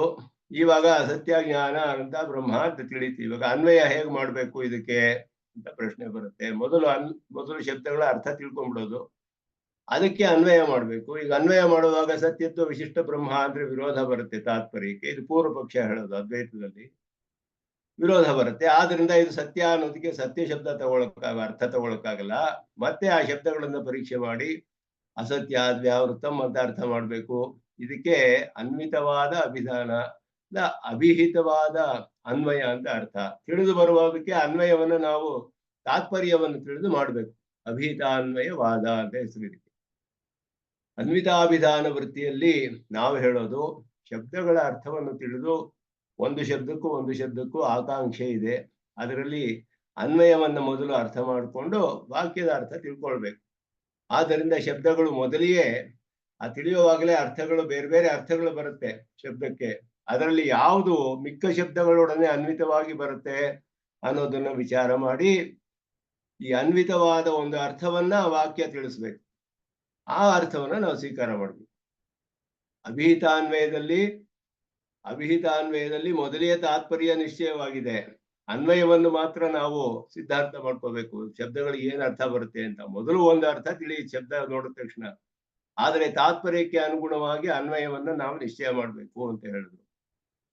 ಅನ್ವಿತ ಅಭಿಧಾನದಲ್ಲಿ ಮೊದಲು ಅನ್ವಯವನ್ನು ನೋಡಿ ಅಲ್ಲಿಯೇ ನಿಶ್ಚಯ ಮಾಡಿ ಯಾವುದು ಯಾವುದಕ್ಕೆ ಹೇಗೆ ಅನ್ವಯಿಸುತ್ತೆ ಅಂತ ನೋಡಿ ಆಮೇಲೆ ಅರ್ಥವನ್ನು ನಿಶ್ಚಯ ಮಾಡಬೇಕು. ಯಾವ ಅರ್ಥ ಅನ್ವಯವಾಗುತ್ತೆ. ಇಲ್ಲಿ ಸೈಂಧವ ಮಾನಯ ಅಂತ ಒಬ್ಬ ಊಟ ಮಾಡ್ತಿರುವಾಗ ಹೇಳ್ತಾನೆ. ಸೈಂಧವ ಮಾನಯ, ಸೈಂಧವ ಅನ್ನಕ್ಕೆ ಕುದುರೆ ಅಂತ ಒಂದು ಅರ್ಥ. ಊಟ ಮಾಡ್ತಾ ಇರುವಾಗ ಕುದುರೆಯನ್ನು ತಗೊಂಡ್ ಬಾ ಅನ್ನೋದು ಅನ್ವಿತವಾಗೋದಿಲ್ಲ. ಅಲ್ಲಿ ಉಪ್ಪು ಅಂತ ಒಂದು ಅರ್ಥವಿದೆ. ಉಪ್ಪು ಅಂತ ಅರ್ಥ ತಗೊಳ್ಬೇಕಲ್ಲಿ. ಆದ್ದರಿಂದ ಮೊದಲು ಅನ್ವಯಗಳಲ್ಲಿ ಪದಗಳಿಗೆ ಪರಸ್ಪರ ಅನ್ವಯವನ್ನ ತಿಳಿದು ವಾಕ್ಯಾರ್ಥವನ್ನ ನಿಶ್ಚಯ ಮಾಡಬೇಕು. ಇದು ಅನ್ವಿತಾಭಿಧಾನ ವೃತ್ತಿ ಅಂತ ಹೆಸರು. ಈ ಅನ್ವಿತಾಭಿಧಾನ ವೃತ್ತಿ ಮಾಡುವಾಗ ಇದರಲ್ಲಿ ಶಬ್ದಗಳ ಈ ಧಾತ್ವರ್ಥವು ಕೂಡ ನಮಗೆ ಅನ್ವಯಿಸುತ್ತೆ. ಧಾತ್ವರ್ಥದಿಂದ ಅನ್ವಯಿಸುತ್ತೆ. ಹಾಗೆ ನೋಡಿದ್ರೆ ಬ್ರಹ್ಮನ ಗುಣಗಳು ಹೇಳಿರೋದು ಯಾವ ಯಾವ ಧಾತುವಿಂದ ಉತ್ಪನ್ನವಾಗುತ್ತೆ. ಅದಕ್ಕೆ ಧಾತು ಅನ್ನೋದು ಚೋದನ ಹೇಳುವಂತಹ ಧಾತು. ಅದು ಥಿಂಗ್ ಅಂತ ಹೇಳ್ತೀವಲ್ಲ, ಅದು ವಿಧಿಲಿಂಗ್ ಅನ್ನುವ ವಿಷಯವನ್ನು ತಿಳಿಸುತ್ತೆ. ಲಿಂಗ್ಲಕಾರದಲ್ಲಿರುವ ಕ್ರಿಯಾಪದ ಉಪಾಸೀತ, ವೇದ, ಧ್ಯಾಯಿತ ಮೊದಲಾದ್ದೆಲ್ಲ ಇದೆ. ಈ ಉಪಾಸನೆಯ ಧಾತುಗೆ ಅನ್ವಯಿಸುವಂತೆ ಅನೇಕ ಗುಣಗಳು ಹೇಳಲ್ಪಟ್ಟಿವೆ. ಆ ಗುಣಗಳು ಬೇರೆ ಆಗಿದ್ರೆ ಅದರಿಂದ ವಿದ್ಯೆಯಲ್ಲಿ ಭೇದಗಳು ಬರುತ್ತೆ ಅಂತ ಇಲ್ಲಿ ಸಾಧಿಸ್ತಾರೆ. ಇದು ಅನುಬಂಧ ಭೇದ ಅಂತ ಹೆಸರು ಇದಕ್ಕೆ. ಗುಣದಲ್ಲಿ ಭೇದ, ಗುಣಗಳಿಂದ ಈ ರೀತಿ ವಿದ್ಯಾಭೇದವನ್ನು ಸಾಧಿಸಬಹುದು ಅಂತ ಹೇಳಿ ಚೋದನೆಯಲ್ಲಿ ಭೇದ ಬರುತ್ತೆ. ಅವಾಗ ಶಬ್ದ ಹೇಳಿದ್ರೆ ಚೋದನ ಅಂತ ಇಟ್ಕೊಂಡ್ರೆ ಚೋದನಾ ಭೇದ ಬರುತ್ತೆ. ಆಖ್ಯ ಅಂತ ಇಟ್ಕೊಂಡ್ರೆ ಹೆಸರು, ಒಂದು ಕರ್ಮದ ಹೆಸರಾಗುತ್ತೆ ಆಖ್ಯ ಅನ್ನೋದು. ಕರ್ಮದ ಹೆಸರು ಇಲ್ಲಿ ಉಪಾಸನೆ ಹೆಸರು ನೇರವಾಗಿ ತಿಳಿದು ಬರುವುದಿಲ್ಲ ಶ್ರುತಿಯಲ್ಲಿ ಬ್ರಹ್ಮ ಉಪಾಸನೆಯ ವಿಷಯಗಳಲ್ಲಿ. ಆದ್ರಿಂದ ಇಲ್ಲಿ ಚೋದನಾನಲ್ಲಿಯೇ ಭೇದ ಉಂಟಾಗುತ್ತೆ ಗುಣದಿಂದ ಅನ್ನೋದು ಈ ಅನ್ವಿತಾಭಿಧಾನ ವೃತ್ತಿಯಿಂದ ಅಂತ ನ್ಯಾಯ ಪರಿಶುದ್ಧಿಯಲ್ಲಿ ಸ್ವಾಮಿ ದೇಶಿಕನ್ ತಿಳಿಸ್ತಾರೆ ಅನ್ನೋದನ್ನ ಉತ್ತಮ ಸ್ವಾಮಿಗಳು ಇದೆಲ್ಲ ವಿವರಿಸ್ತಾರೆ ಸ್ವಲ್ಪ ವಿಶೇಷವಾಗಿ ಅವರ ವ್ಯಾಖ್ಯಾನದಲ್ಲಿ. ಅದರಿಂದ ಇಲ್ಲಿ ಹೇಳಿದ್ದು ಮುಖ್ಯವಾಗಿ ನಾವು ತಿಳಿಬೇಕಾದ್ದು ಶಬ್ದಾಂತರಾದಿಭಿ ವಿಧೇಯ ಭೇದ ಹೇತವಃ ಅನುಬಂಧ ಭೇದಾಃ ದೃಶ್ಯಂತೆ. ವಿಧೇಯವಾದದ್ದು ಯಾವುದು? ಒಂದು ಶಬ್ದದಿಂದ ವಿಧಿಸಲ್ಪಡುವಂತಹದ್ದು ಏನು ವಿಧಿಸಲ್ಪಟ್ಟಿದೆ ಇಲ್ಲಿ? ವಿಧೇಯ ಅಂದ್ರೆ ವಿಧಿಸಲ್ಪಟ್ಟಿರುವಂತದ್ದು ಅಂತ ಅರ್ಥ. ಶ್ರುತಿಯಲ್ಲಿ ಏನು ಮಾಡ್ಬೇಕು ಅಂತ ಇಲ್ಲಿ ವಿಧಿಸಿದೆ, ಯಾವ ರೀತಿಯ ಉಪಾಸನೆ ಮಾಡ್ಬೇಕು ಅಂತ ವಿಧಿಸಿದೆ. ಆ ವಿಧಿಯಲ್ಲಿ ಯಾವುದನ್ನು ವಿಧಿಸಿದೆಯೋ ಅದರಲ್ಲಿ ಭೇದ ಹೇಗೆ ಬರುತ್ತೆ ಅಂದ್ರೆ ವಿಧೇಯ ಭೇದ ಹೇತವಃ ಅನುಬಂಧ ಭೇದ. ಅದಕ್ಕೆ ಸಂಬಂಧಿಸಿದ ವಿಷಯಗಳಲ್ಲಿ ಭೇದ. ಆ ಉಪಾಸನೆಗೆ ಸಂಬಂಧಿಸಿದ ವಿಷಯಗಳು ಯಾವುದು ಹೇಳಿದ್ರೆ ಅಭ್ಯಾಸ, ಸಂಖ್ಯಾ, ಗುಣ, ಪ್ರಕ್ರಿಯಾ ನಾಮಧೇಯ ಮೊದಲಾದದ್ದೆಲ್ಲ ಅದಕ್ಕೆ ಸಂಬಂಧಿಸಿದ್ದು. ಇವುಗಳಲ್ಲಿ ಭೇದವಿದ್ರೂ ಸಾಕು, ಅದು ಕೂಡ ವಿದ್ಯಾಭೇದವನ್ನು ತಿಳಿಸುತ್ತೆ ಅಂತ ಹೇಳೋದು.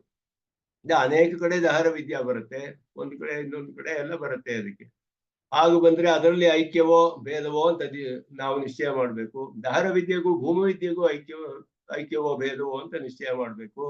ಇದೆಲ್ಲ ನೋಡ್ಬೇಕಾದ್ರೆ ಈ ಅನುಬಂಧಗಳನ್ನು ನಾವು ಪರೀಕ್ಷೆ ಮಾಡಬೇಕು.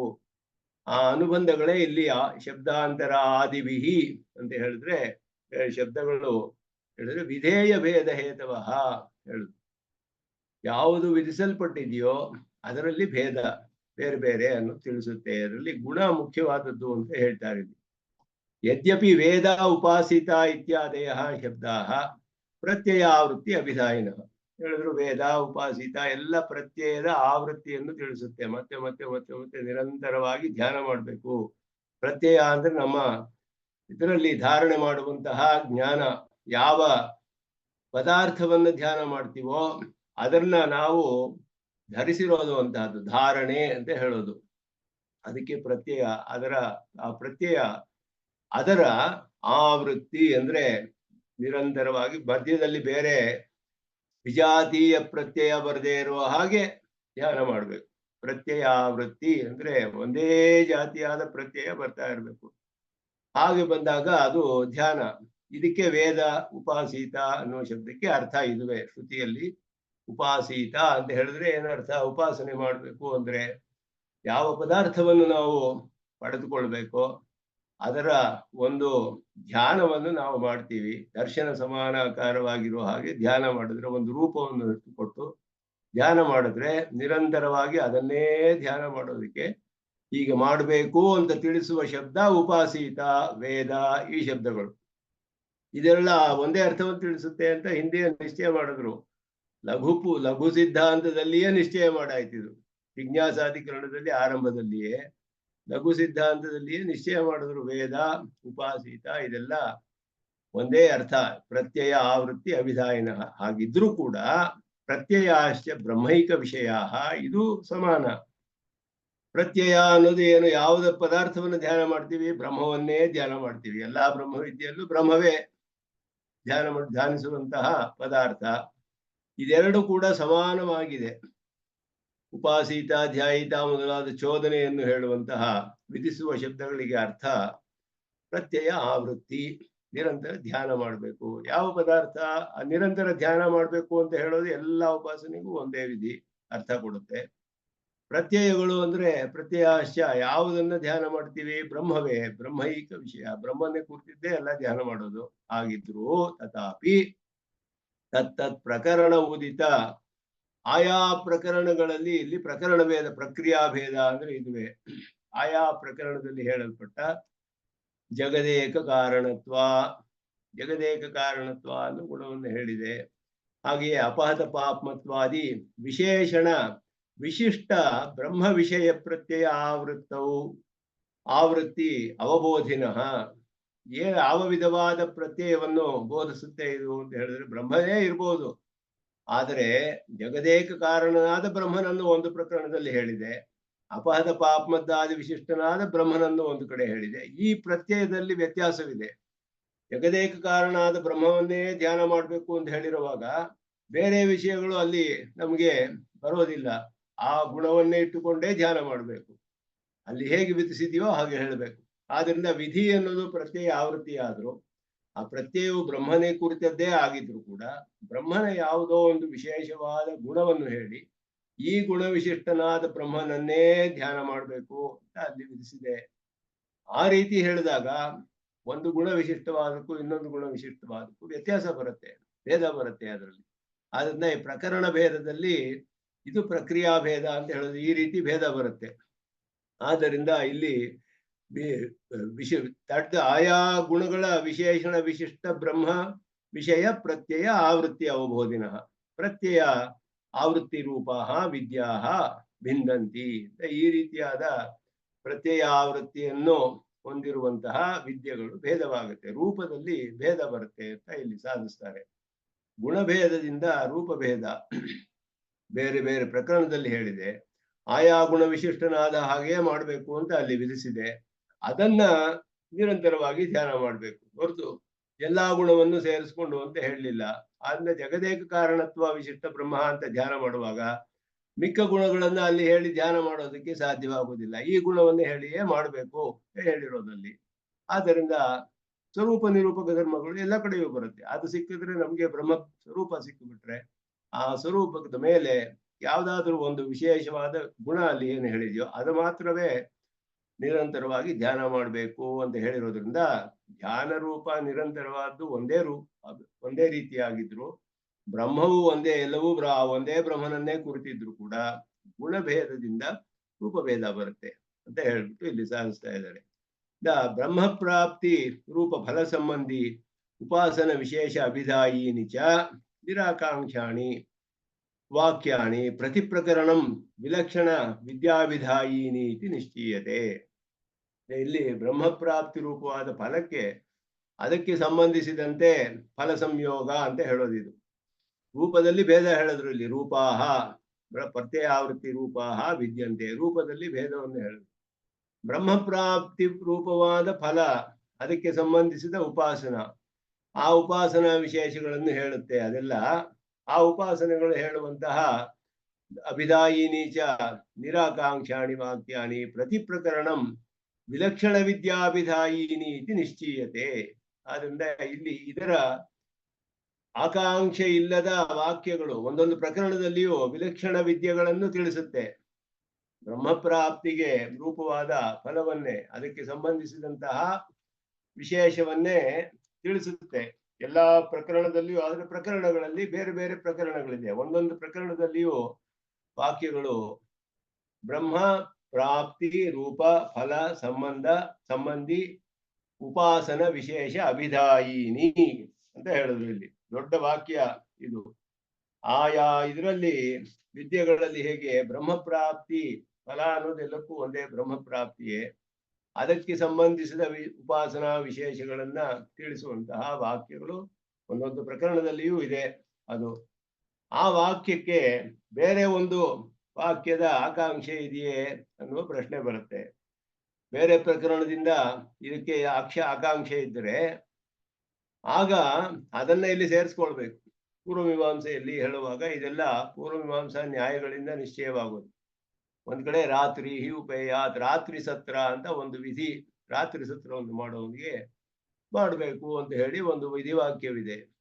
ಆ ರಾತ್ರಿ ಸತ್ರ ಮಾಡುವ ವಿಧಿವಾಕ್ಯದಲ್ಲಿ ಫಲವೇ ಹೇಳಿಲ್ಲ, ಫಲದ ಆಕಾಂಕ್ಷೆ ಇದೆ. ಅಲ್ಲಿ ಫಲದ ಆಕಾಂಕ್ಷೆ ಇದೆ ಅಂದ್ರೆ ಯಾಗ ಮಾಡಿದ್ರೆ ಏನು ಫಲ ಅಂತ ಹೇಳಿದ್ರೆ ತಾನೇ ಯಾಗ ಮಾಡ್ತಾನೊಬ್ಬ.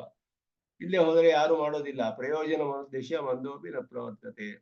ಫಲದ ಆಕಾಂಕ್ಷೆ ಇದೆ, ಏನು ಬರುತ್ತೆ ಇದಕ್ಕೆ ಫಲ, ಅದನ್ನ ಇನ್ನೊಂದು ಅರ್ಥವಾದದಲ್ಲಿ ವಾಕ್ಯದಲ್ಲೇ ಇದೆ. ಅದರಿಂದ ಇದಕ್ಕೂ ಅದು ಶೇಷಭೂತವಾಯಿತು, ಇದನ್ನು ಅದನ್ನು ಸೇರಿಸ್ಕೊಳ್ಬೇಕು ಅವಾಗ. ಹೀಗೆ ಒಂದು ಕೆಲವು ಕಡೆ ಬರುತ್ತೆ, ಕೆಲವು ಕಡೆ ವಿಧವಾಗಿ ಬರುತ್ತೆ ಈ ರೀತಿ. ಬೇರೆ ಬೇರೆ ಕಡೆಯಿಂದ ಈ ದರ್ಶಪೂರ್ಣ ಮಾಸ ಅಂತ ಹೇಳಿದ್ರು, ಅದಕ್ಕೆ ಅಂಗಗಳು ಹೇಳಲಿಲ್ಲ.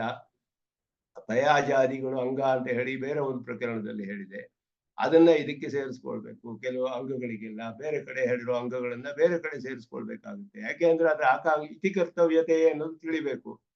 ಇತಿ ಕರ್ತವ್ಯತಾ ತಿಳಿದೆ ಹೋದ್ರೆ ಅಂಗಗಳು ಯಾವುದು ಅಂತ ಯಾಗವನ್ನು ಮಾಡೋಕ್ಕಾಗೋದಿಲ್ಲ. ಹೀಗೆ ಕೆಲವು ವಿಷಯಗಳು ಎಲ್ಲವೂ ಒಂದೇ ಕಡೆ ಹೇಳ್ಬೇಕಾಗಿಲ್ಲ. ಒಂದ್ ಕಡೆ ಹೇಳಿದ್ದೆ ಹೋದ್ರೆ ಆ ವಿಷಯದ ಆಕಾಂಕ್ಷೆ ಇರುತ್ತೆ. ಆ ಯಾಗ ಮಾಡಕ್ಕೆ ಇತಿ ಕರ್ತವ್ಯತೆ ಬೇಕು, ಫಲ ತಿಳಿಬೇಕು, ವಿಧಿ ಪ್ರತ್ಯಯ ಇರಬೇಕು. ಇದೆಲ್ಲ ಇದ್ರೇನೆ ಈ ಯಾಗಕ್ಕೆ ಏನೇನ್ ಮಾಡ್ಬೇಕು ಅಂತ ಆ ಯಾಗ ಮಾಡಬಹುದು. ಎಲ್ಲವೂ ಒಂದೇ ಕಡೆ ಇಲ್ಲದೆ ಹೋದ್ರೆ ಕೆಲವು ವಿಷಯಗಳು ಬೇರೆ ಕಡೆ ಇದ್ರೆ ಅಲ್ಲಿಂದ ಇದನ್ನು ಸೇರಿಸ್ಕೊಳ್ಬೇಕಾಗುತ್ತೆ. ಅದಕ್ಕೆ ಅದು ಅಂಗವಾಗುತ್ತೆ ಅದಕ್ಕೆ. ಆದ್ರೆ ಇಲ್ಲಿ ಬ್ರಹ್ಮ ವಿಶೇಷ ಬ್ರಹ್ಮನ ಪ್ರಾಪ್ತಿ ಫಲ ಅಂತ ಹೇಳುವಂತಹ ಈ ಉಪಾಸನೆಗಳನ್ನು ಯಾವ್ದು ತಿಳಿಸುತ್ತೋ ಆ ವಾಕ್ಯಗಳಿಗೆ ಬೇರೆ ಯಾವ ಆಕಾಂಕ್ಷೆಯೂ ಇಲ್ಲ. ಆಕಾಂಕ್ಷೆ ಇಲ್ಲದೆ ಇಲ್ಲಿ ಒಂದೊಂದು ಉಪಾಸನೆಯಲ್ಲಿಯೂ ಆಯಾ ಉಪಾಸನೆ ಹೇಳುವ ಪ್ರಕರಣದಲ್ಲಿ ಅದಕ್ಕೆ ಬೇಕಾದ ಫಲವೂ ಹೇಳಲ್ಪಟ್ಟಿದೆ. ಆದ್ದರಿಂದ ಇಲ್ಲಿ ಫಲವೂ ಕೂಡ ಅಲ್ಲಿಯೇ ತಿಳಿದು ಬರುತ್ತೆ. ಪ್ರಕರಣದಲ್ಲಿಯೇ ಫಲವೂ ತಿಳಿದು ಬರುತ್ತೆ, ಪ್ರಕರಣದಲ್ಲಿಯೇ ಗುಣಗಳು ಹೇಳಲ್ಪಟ್ಟಿದೆ, ಪ್ರಕರಣದಲ್ಲಿಯೇ ವಿಧಿಯೂ ಇದೆ. ಎಲ್ಲವೂ ಒಂದೇ ಪ್ರಕರಣದಲ್ಲಿ ಕಂಡು ಬರುತ್ತೆ ಈ ವಿದ್ಯೆಗಳಿಗೆ. ಬೇರೆ ವಿದ್ಯೆಗಳಿಂದ ಸೇರಿಸ್ಕೊಳ್ಬೇಕಾಗಿಲ್ಲ. ಒಂದು ಭಾಗ ಇಲ್ಲಿ ಬಿಟ್ಟು ಹೋಗಿದೆ, ಅದು ಇನ್ನೊಂದು ಭಾಗದಿಂದ ಸೇರಿಸ್ಕೊಳ್ಬೇಕು ಅಂದ್ರೆ ಅವಾಗ ನಮ್ಗೆ ಇಲ್ಲ ಒಂದಕ್ಕೊಂದು ಆಕಾಂಕ್ಷೆ ಇರುತ್ತೆ, ಅವಾಗ ಸೇರಿಸ್ಕೊಳ್ಬೇಕಾಗುತ್ತೆ. ಆದ್ರೆ ಇಲ್ಲಿ ಆ ರೀತಿ ಮಾಡೋದಕ್ಕೆ ಕಾರಣವಿಲ್ಲ. ಎಲ್ಲ ಸ್ವತಂತ್ರವಾಗಿ ಒಂದೊಂದು ಬ್ರಹ್ಮವಿದ್ಯೆಯು ಉಪಾಸನೆಯನ್ನು ವಿಧಿಸಿ ಫಲವನ್ನು ಹೇಳಿ ಎಲ್ಲವನ್ನೂ ಹೇಳಿದೆ. ಬೇರೆ ಒಂದು ಆಕಾಂಕ್ಷೆ ಇಲ್ಲ ಅದಕ್ಕೆ. ಅದು ಪ್ರತಿ ಪ್ರಕರಣಂ ವಿಲಕ್ಷಣ ವಿದ್ಯಾಭಿಧಾಯಿನಿ. ಇದುವೇ ಒಂದೊಂದು ಪ್ರಕರಣವು ಕೂಡ ಬೇರೆ ಬೇರೆ ವಿದ್ಯೆಗಳನ್ನು ತಿಳಿಸುತ್ತೆ ಅನ್ನೋದನ್ನ ನಮಗೆ ತಿಳಿಬಹುದು. ಇದರಿಂದ ನಿಶ್ಚಯ ಮಾಡಬಹುದು. ಆಯಾ ವಾಕ್ಯಗಳು ಪೂರ್ಣವಾಗಿ ಆ ಫಲವನ್ನು ಹೇಳಿ ಅಲ್ಲಿಯೇ ವಿಧಿಯೂ ಫಲವೂ ಎಲ್ಲವೂ ಉಪಾಸನೆ ಮಾಡುವ ರೂಪವೂ ಹೇಳಲ್ಪಟ್ಟಿದೆ. ಬ್ರಹ್ಮದ ಗುಣಗಳು ಎಲ್ಲ ಅಲ್ಲಿಯೇ ಕಂಡು ಬರೋದ್ರಿಂದ ಒಂದೊಂದು ಪ್ರಕರಣದಲ್ಲಿಯೂ ಒಂದು ವಿಲಕ್ಷಣವಾದ ವಿದ್ಯೆ ಹೇಳಿದೆ ಅನ್ನೋದು ನಿಶ್ಚಯ ಮಾಡಬಹುದು ನಾವು. ಈ ಅರ್ಥದಲ್ಲಿ ಅಸ್ಮಿನ್ ಅರ್ಥೆ ಶಬ್ದಾಂತರೇ ಕರ್ಮಭೇದ ಇತ್ಯಾದಿಭಿ. ಇದು ಪೂರ್ವಮೀಮಾಂಸಾ ಸೂತ್ರ. ಶಬ್ದವು ಬದಲಾದರೆ ಕರ್ಮ ಭೇದವಾಗುತ್ತೆ ಹೇಳಿದ್ರು. ಪೂರ್ವಕಾಂಡೋದಿತೈ ಸೂತ್ರೈ ಸಿದ್ಧೇಪಿ. ಪೂರ್ವಕಾಂಡದಿಂದಲೇ ಸಿದ್ಧವಾಗಿದೆ ಅಂತ ಹೇಳಿದ್ರು. ಅಲ್ಲಿ ಬರೀ ಶಬ್ದ ಅಂತ ಹೇಳಿದ್ರು. ಶಬ್ದ ಅಂತ ಹೇಳಿದ್ರೆ ಇಲ್ಲಿ ಶಬ್ದ ಸ್ಪಷ್ಟವಾಗಿ ಹೇಳಿಲ್ವಲ್ಲ ಅನ್ನುವ ಆಕ್ಷೇಪ ಬರಬಹುದು ಅಂತ ಇಲ್ಲಿ ಬಾದರಾಯಣರು ಶಬ್ದಾದಿಭಿ ಶಬ್ದಾದಿ ಭೇದ ಅಂತ ಆದಿ ಅನ್ನೋದನ್ನು ಸೇರಿಸಿದ್ರು ಬಾದರಾಯಣರು. ಜೈಮಿನಿ ಬರೀ ಶಬ್ದ ಅಂತಾರೆ, ಶಬ್ದ ಅಂತ ಮಾತ್ರ ಹೇಳಿದ್ರು.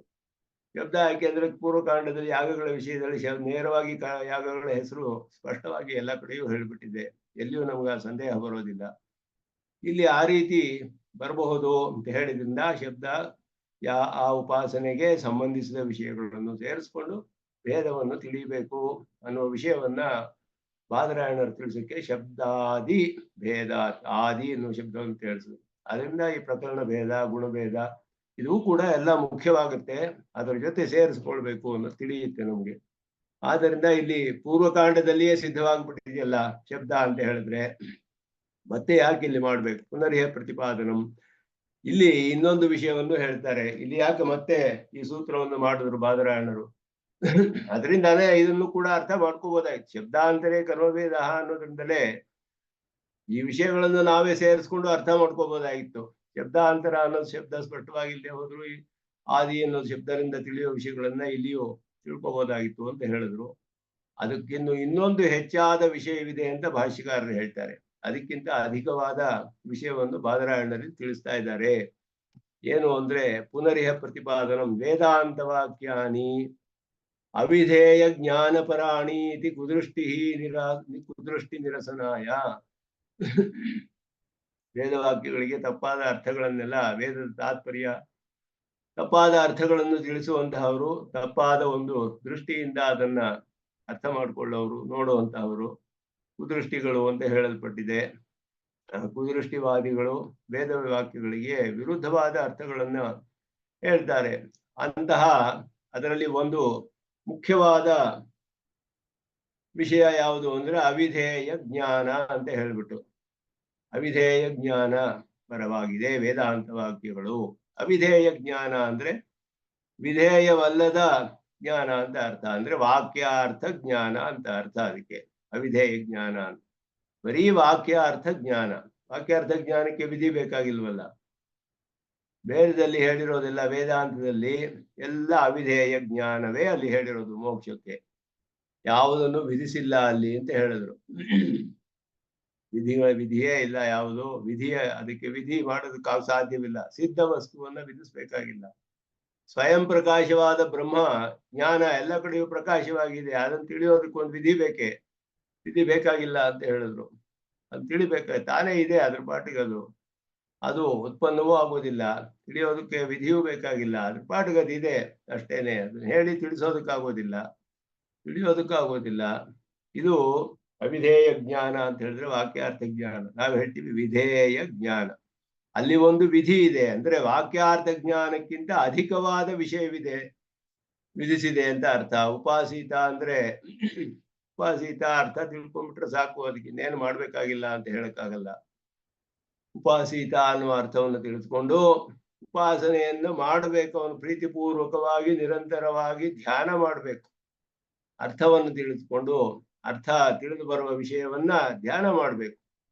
ಮುಂಡಕೋಪನಿಷತ್ತು ಆರಂಭದಲ್ಲಿಯೇ ಸ್ಪಷ್ಟವಾಗಿ ಯಾವುದು ಕಸ್ಮಿನ್ ವಿಜ್ಞಾತೆ ಸರ್ವಮಿದಂ ವಿಜ್ಞಾತಂ ಭವತಿ ಅಂತ ಪ್ರಶ್ನೆ ಕೇಳಿದ್ರು. ಯಾವುದು ತಿಳಿದ್ರೆ ಎಲ್ಲ ತಿಳಿಬಹುದು. ಆಗ ಅವ್ರು ಏನ್ ಹೇಳಿದ್ರು? ಮೊದಲು 2 ವಿದ್ಯೆಗಳಿದೆ. ವೇ ವಿದ್ಯೆ ವೇದಿತವ್ಯೇ ಪರಾಚ ಅಪರಾಚ. ಪರ ಅಪರ ಅಂತ ಎರಡು ವಿದ್ಯೆ ಇದೆ ಅಂದ್ರು. ಅಪರ ವಿದ್ಯೆ ಏನು ಅಂತ ಹೇಳಿದ್ರೆ ಎಲ್ಲ ಯಜುರ್ವೇದ, ಋಗ್ವೇದ, ಯಜುರ್ವೇದ, ಸಾಮವೇದ, ಗಂಧರ್ವವೇದ, ಅಥರ್ವವೇದ ಅದು ಎಲ್ಲವನ್ನು ಹೇಳ್ಬಿಟ್ರು ಅಲ್ಲಿ. ಎಲ್ಲ ಅಪರ ವಿದ್ಯೆ ಪರ ಆಯಯಾದದ ಕ್ಷರಮತಿ ಗಮ್ಯತೆ ಅಂದ್ರು. ಇಲ್ಲಿ ವಾಕ್ಯಾರ್ಥವೇ ಮೋಕ್ಷ ಕೊಟ್ರೆ ಅಪರಾವಿದ್ಯಾ ಪರಾವಿದ್ಯಾ ಅಂತ ಭೇದ ಎಲ್ಲಿ ಬರುತ್ತೆ? ಬರ್ಬೇಕಾಗಿಲ್ಲ. ಅಪರಾವಿದ್ಯೆಯಲ್ಲೇ ಮೋಕ್ಷ ಬಂದ್ಬಿಡ್ಬೇಕು. ಯಾಕೆ ಅಂದ್ರೆ ಋಗ್ವೇದ ಯಜುರ್ವೇದಗಳೆಲ್ಲ ಅಪರಾವಿದ್ಯಾ ಅಂದ್ರೆ ಏನು? ತತ್ವಜ್ಞಾನ ಉಂಟು ಮಾಡುತ್ತೆ, ವಾಕ್ಯಾರ್ಥ ಜ್ಞಾನ ಉಂಟು ಮಾಡುತ್ತೆ. ವಾಕ್ಯಾರ್ಥ ಜ್ಞಾನವು ಅಪರಾವಿದ್ಯಾ ಅಂತ ಶ್ರುತಿ ಹೇಳಿದೆ ಮುಂಡಕೋಪನಿಷತ್ತು ಉಪದೇಶ ಮಾಡುವಾಗ. ಇದು ಮೊದಲನೇ ಹಂತದಲ್ಲಿ ಜ್ಞಾನ ಉಂಟು ಮಾಡುತ್ತೆ, ತತ್ವಜ್ಞಾನವನ್ನ. ಅದೇ ಮೋಕ್ಷವಲ್ಲ. ಪರಾವಿದ್ಯೆಯೇ ಮೋಕ್ಷಕ್ಕೆ ಸಾಧನ. ಅದು ಉಪಾಸನಾತ್ಮಕವಾದದ್ದು. ಈ ತತ್ವಜ್ಞಾನವನ್ನು ವೇದಗಳಿಂದ ಎಲ್ಲ ತತ್ವಜ್ಞಾನ ಪಡೆದು ವಾಕ್ಯಾರ್ಥ ಜ್ಞಾನವನ್ನು ಪಡೆದು ಪರವಿದ್ಯೆಯನ್ನ ಅನುಷ್ಠಾನ ಮಾಡಬೇಕು. ಆಗಲೇ ಮೋಕ್ಷ ಸಿಗೋದು, ಪರಮಾತ್ಮನನ್ನ ಸಾಕ್ಷಾತ್ಕಾರ ಮಾಡ್ಕೊಳ್ಳೋದು ಅಂತ ಹೇಳಿ ಎರಡು ವಿಭಾಗ ಸ್ಪಷ್ಟವಾಗಿ ಮುಂಡಕೋಪನಿಷದಲ್ಲಿ ಹೇಳಲ್ಪಟ್ಟಿದೆ. ಅದು ಅವಿಧೇಯ ಜ್ಞಾನ ಅಂತ ಹೇಳಿದ್ರೆ ವಿಧಿಸಲ್ಬೇಕಾಗಿಲ್ಲ. ಇದು ಬರೀ ವಾಕ್ಯಾರ್ಥದಿಂದಲೇ ತಿಳಿಯುವ ಜ್ಞಾನ. ಅದಕ್ಕೊಂದು ವಿಧಿ ಬೇಡ. ಒಂದು ವಾಕ್ಯ ಹೇಳಿದ್ರೆ ತತ್ವಮಸಿ ಅಂದ್ರೆ ಅವನಿಗೆ ಜ್ಞಾನ ಬಂದು ಬಿಡುತ್ತೆ. ಬ್ರಹ್ಮ ಒಂದೇ ಸತ್ಯ, ಇದೆಲ್ಲ ಮಿಥ್ಯೆ, ನಾನು ಇಲ್ಲ, ಯಾರು ಇಲ್ಲ, ನಾನು ಬ್ರಹ್ಮವೇ, ಬ್ರಹ್ಮವೇ ನನ್ನ ರೂಪದಲ್ಲಿ ಕಂಡು ಬರ್ತಾ ಇದೆ, ನಾನು ಸತ್ಯವಲ್ಲ, ಮಿಥ್ಯೆ, ಬ್ರಹ್ಮವೇ ಸತ್ಯ, ಇನ್ನೇನು ಇಲ್ಲ ಈ ಲೋಕದಲ್ಲಿ ಅನ್ನೋದು ತತ್ವಮಸಿ ಎನ್ನುವ ವಾಕ್ಯ ಹೇಳಿದ ತಕ್ಷಣವೇ ಆ ಜ್ಞಾನ ಉತ್ಪನ್ನವಾಗ್ಬಿಡುತ್ತೆ ಅಂತ ಹೇಳಿದ್ರು. ಅದ್ರ ಉತ್ಪನ್ನವಾಗ್ಬೇಕಾದ್ರೆ ಅದಕ್ಕೆ ಮೊದಲು ಕರ್ಮಯೋಗ ಭಕ್ತಿ ಯೋಗ ಎಲ್ಲ ಮಾಡ್ಬೇಕು. ಅದು ಬೇರೆ ವಿಷಯ. ಅದೆಲ್ಲ ಮರೆತು ಬಿಡ್ತಾರೆ, ಎಲ್ಲ ತತ್ವಮಸಿಗೆ ಹೊರಟೋಗ್ತಾರೆ ನೇರವಾಗಿ. ಕರ್ಮಯೋಗ ಭಕ್ತಿ ಯೋಗ ಮಾಡಿಯೇ ಆ ರೀತಿಯಾದ ಏಕಾಗ್ರತೆ ಮನಃಶುದ್ಧಿ ಎಲ್ಲ ಉಂಟಾಗುತ್ತೆ.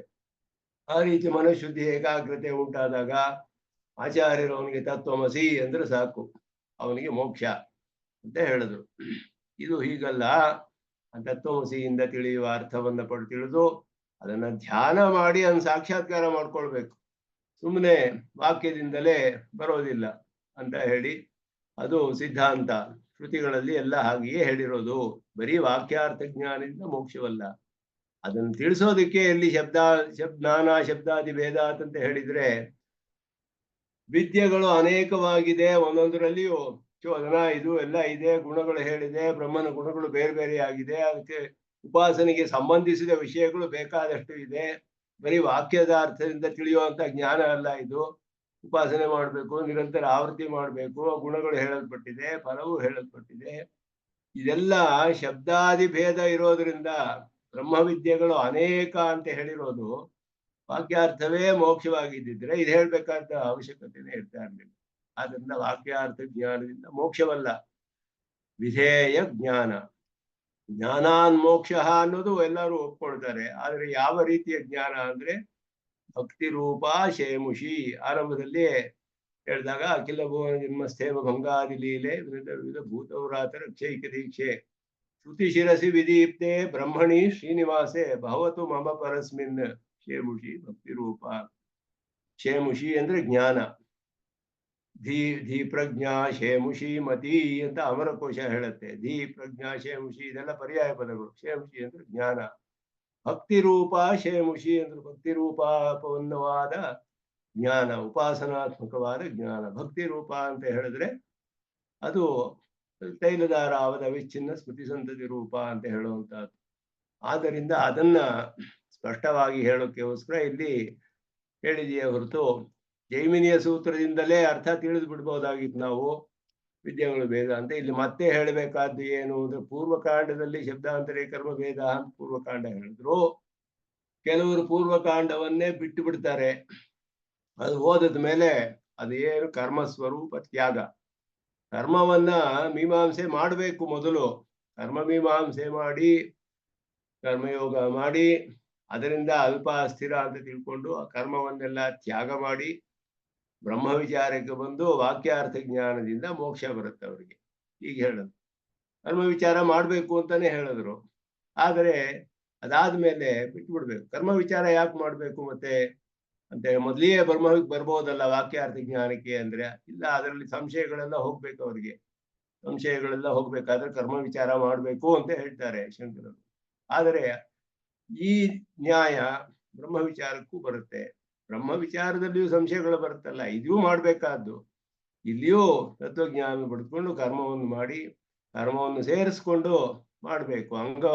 ನಿತ್ಯ ನೈಮಿತಿಕ ಕರ್ಮಗಳು ಬಿಡೋ ಹಾಗಿಲ್ಲ ಅಂತ ಹೇಳೋದು. ಇದೆಲ್ಲವೂ ಕೂಡ ಜಿಜ್ಞಾಸಾಧಿಕರಣದಲ್ಲಿ ಅಲ್ಲಿ ವಿಸ್ತಾರವಾಗಿ ವಿಚಾರ ಮಾಡಲ್ಪಟ್ಟಿದೆ. ಆದರೆ ಇಲ್ಲಿ ಭಾಷ್ಯಕಾರರು ಹೇಳ್ತಾರೆ, ಈ ಸೂತ್ರಕ್ಕೆ ಮತ್ತೊಂದು ವಿಶೇಷವಾದ ಒಂದು ಕಾರಣವಿದೆ. ಬಾದರಾಯಣರು ಮತ್ತೆ ಇದು ಮಾಡಿದ ಹಾಗೆ ಇದೆಯಲ್ಲ ಅಂತ ಹೇಳಿದ್ರೆ, ಜೈಮಿನಿ ಹೇಳಿರೋದನ್ನೇ ತಿರ್ಗಾ ಯಾಕೆ ಹೇಳಬೇಕು ಪೂರ್ವಕಾಂಡ ನ್ಯಾಯವನ್ನು ಇಲ್ಲಿಯೂ ಸುಮ್ಮನೆ ಹಾಗೆ ಅರ್ಥ ಮಾಡ್ಕೋಬೋದಾಗಿತ್ತಲ್ಲ ಅಂದ್ರೆ, ಇದಕ್ಕೆ ಅಧಿಕವಾದ ವಿಷಯವಿದೆ. ಕರ್ಮಗಳ ವಿಷಯದಲ್ಲಿ ಆ ರೀತಿ ಸಂದೇಹ ಬರೋದಿಲ್ಲ, ಎಲ್ಲ ಅನುಷ್ಠಾನ ಮಾಡಿಯೇ ಫಲ ಪಡಿಬೇಕು. ಆದರೆ ಇಲ್ಲಿ ಅನುಷ್ಠಾನ ಮಾಡೋಕ್ಕೆ ಏನು ಹೇಳೇ ಇಲ್ಲ ಉಪನಿಷತ್ತಿನಲ್ಲಿ, ಬರೀ ವಾಕ್ಯಾರ್ಥ ಜ್ಞಾನವೇ ಮೋಕ್ಷಕ್ಕೆ ಕಾರಣ ಅಂತ ಹೇಳಿದೆ. ಅಲ್ಲಿ ಯಾವ ಅನುಷ್ಠಾನ ವಿಷಯವೂ ಇಲ್ಲ, ಉಪಾಸನೆ ಮೊದಲಾದ್ದೆಲ್ಲ ಏನು ಇಲ್ಲ ಅಂತ ಹೇಳುವ ವಾದವನ್ನ ನಿರಾಕರಣೆ ಮಾಡಕ್ಕೆ ವೇದಾಂತ ವಾಕ್ಯದಲ್ಲಿಯೂ ಹೀಗೆಯೇ, ವೇದಾಂತದಲ್ಲಿಯೂ ಬ್ರಹ್ಮವಿದ್ಯೆಗಳು ಹೇಳಿರೋದು ಬೇರೆ ಬೇರೆ ಹೇಳಲ್ಪಟ್ಟಿದೆ, ಅದನ್ನು ಅನುಷ್ಠಾನ ಮಾಡಿಯೇ ಮೋಕ್ಷವನ್ನು ಪಡೆಯಬಹುದು ಅನ್ನೋದನ್ನ ಸ್ಪಷ್ಟಪಡಿಸೋಕ್ಕೋಸ್ಕರ ಈ ಅಧಿಕರಣವನ್ನ ಬಾದರಾಯಣ ಮಾಡಿದ್ದಾರೆ ಅನ್ನೋದನ್ನ ಇಲ್ಲಿ ಭಾಷ್ಯಕಾರರು ಅಧಿಕವಾದ ವಿಷಯ ತಿಳಿಸ್ತಾರೆ. ಅತಃ ವಿದ್ಯಾಭೇದ ಇತಿ ಸ್ಥಿತಂ, ಬ್ರಹ್ಮವಿದ್ಯೆಗಳು ಅನೇಕವಾಗಿದೆ ಅನ್ನೋದು ಸಿದ್ಧಾಂತ. ಇದಕ್ಕೆ ಮೇಲೆ ವಿಕಲ್ಪಾಧಿಕರಣ ಅಂತ ಹೇಳ್ಬಿಟ್ಟು ವಿಕಲ್ಪ ವಿಶಿಷ್ಟ ಫಲತ್ವಾತ್, ಇದಕ್ಕೆ ಮೇಲೆ ಒಂದು ಸಂದೇಹ ಬರುತ್ತೆ ನಮ್ಗೆ. ವಿದ್ಯೆಗಳು ಅನೇಕ ಅಂತ ಹೇಳಿದ್ರು, ಕರ್ಮಕ್ಕೂ ಉಪಾಸನೆಗೂ ಮತ್ತೆ ಇಲ್ಲಿ ಹೋಲಿಕೆ ಬರುತ್ತೆ. ಕರ್ಮಗಳಲ್ಲಿ ಅಧಿಕಸ್ಯ ಅಧಿಕಂ ಫಲಂ ಅಂತ ಬೇರೆ ಬೇರೆ ಅತಿ ಹೆಚ್ಚು ಅನೇಕ ಸತಿ ಮತ್ತೆ ಮತ್ತೆ ಮಾಡ್ಬೇಕು. ಆದ್ರೆ ಬ್ರಹ್ಮವಿದ್ಯೆಯಲ್ಲಿಯೂ ಹಾಗೆಯೇ ಮಾಡ್ಬೇಕೇ ಅನ್ನುವ ಸಂದೇಹ. ವಿದ್ಯೆಗಳು ಭೇದ ಅಂತ ಹೇಳಿದ್ರೆ ಅನೇಕ ವಿದ್ಯೆಗಳನ್ನ ಒಬ್ಬರೇ ಅನುಷ್ಠಾನ ಮಾಡಕ್ ಸಾಧ್ಯವಾಗುತ್ತಲ್ಲ. ಹೇಗೆ ಈ ಕರ್ಮಗಳೆಲ್ಲ ಬೇರೆ ಬೇರೆ ಕರ್ಮಗಳ ಅಶ್ವಭೇದವೇ ಬೇರೆ, ಮತ್ತೆ ವಿಶ್ವಜಿದ್ಯಾಗವೇ ಬೇರೆ, ಈ ರೀತಿ ಬೇರೆ ಬೇರೆ ಹೇಳಿ, ವಾಜಪೇಯವೇ ಬೇರೆ, ಇದೆಲ್ಲ ಹೇಳಿದ್ಯಲ್ಲ. ಈ ಕರ್ಮಗಳೆಲ್ಲ ಬೇರೆ ಬೇರೆ ಅಂತ ಹೇಳಿರೋದ್ರಿಂದ ಒಬ್ಬರು ಅಶ್ವಮೇಧವನ್ನು ಮಾಡ್ಬೋದು, ವಾಜಪೇಯನ್ನು ಮಾಡ್ಬೋದು, ಇದು ವಿಶ್ವಜಿದ್ಯಾಗವನ್ನು ಮಾಡ್ಬೋದು, ಎಲ್ಲವನ್ನು ಮಾಡ್ಕೋಬಹುದು. ಒಬ್ಬರೇ ಯಜಮಾನನು ಎಲ್ಲವನ್ನು ಮಾಡಕ್ ಸಾಧ್ಯ. ಅನೇಕ ಕರ್ಮಗಳನ್ನು ಮಾಡಬಹುದು, ಒಂದೇ ಕರ್ಮವನ್ನು ಅನೇಕ ಸತಿ ಮಾಡಬಹುದು. ಈ ಬ್ರಹ್ಮವಿದ್ಯೆಗಳಲ್ಲಿಯೂ ಭೇದವಿದ್ದರೆ, 32 ಬ್ರಹ್ಮವಿದ್ಯೆಗಳಿದ್ರೆ ಇದರ ವಿಷಯದಲ್ಲಿಯೂ ಹಾಗೆಯೇ ಮಾಡಬಹುದೇ ಅನ್ನುವ ಸಂದೇಹ. ಕರ್ಮದಂತೆ ಇಲ್ಲಿಯೂ ಒಬ್ಬರು ದಹರ ವಿದ್ಯೆಯನ್ನು ಮಾಡಿ, ಭೂಮವಿದ್ಯೆಯನ್ನು ಮಾಡಿ, ಚಾಂಡಿಲ್ಯ ವಿದ್ಯೆಯನ್ನು ಮಾಡಬಹುದೇ, ಅಥವಾ 2-3 ಸತಿ ಒಂದೇ ವಿದ್ಯೆಯನ್ನು ಮಾಡೋದು ಉಂಟಾಗತ್ತೆಯೇ, ಈ ಪ್ರಶ್ನೆ ಎಲ್ಲ ಬರುತ್ತಲ್ಲ. ಅದಕ್ಕೆ ಬಾದರಾಯಣರು ಹೇಳಿದ್ರು ವಿಕಲ್ಪ ಅಂದ್ರೆ ಚಾಯ್ಸ್, ಯಾವ್ದಾದ್ರೂ ಒಂದು ಮಾಡ್ಬೋದು ಅಂತ ಹೇಳಿ ಅರ್ಥ. ಒಂದಕ್ಕೆ ಮೇಲೆ ಮಾಡೋಕ್ಕಾಗಲ್ಲ. ಯಾಕೆ ಅಂದ್ರೆ ಎಲ್ಲಕ್ಕೂ ಒಂದೇ ಫಲ, ಅವಿಶಿಷ್ಟ ಫಲತ್ವಾತ್. ಒಂದೇ ಫಲ ಅನ್ನೋದು ಅಷ್ಟೇ ಅಲ್ಲ, ಅದು ಅಪರಿಮಿತವಾದ ನಿತ್ಯವಾದ ಫಲ. ಅದು ಪರಿಮಿತವಾದದ್ದಲ್ಲ. ಪರಿಮಿತವಾಗಿರುವ ಫಲ ಕೊಡುವ ಕರ್ಮಗಳಲ್ಲಿ ಮತ್ತೆ ಮತ್ತೆ ಫಲ ತೆಗೆದುಕೊಳ್ಳೋಕೆ ಅವಕಾಶ ಇರುತ್ತೆ.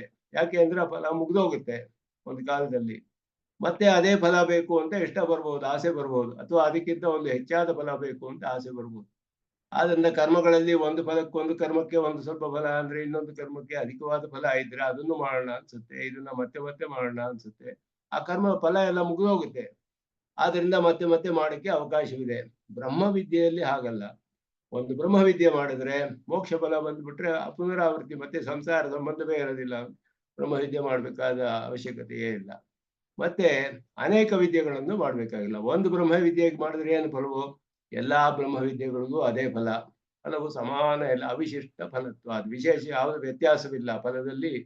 ಎಲ್ಲಾ ಬ್ರಹ್ಮವಿದ್ಯೆಗಳಲ್ಲಿಯೂ ಫಲದಲ್ಲಿ ವ್ಯತ್ಯಾಸವಿಲ್ಲದೆ ಇರೋದ್ರಿಂದ ವಿಕಲ್ಪ ಚಾಯ್ಸ್. ವಿಕಲ್ಪ ಅಂದ್ರೆ ಯಾವ್ದಾದ್ರೂ ಒಂದನ್ನು ಆರಿಸಿಕೊಂಡು ಮಾಡಬೇಕು ಅಂತ ಅರ್ಥ.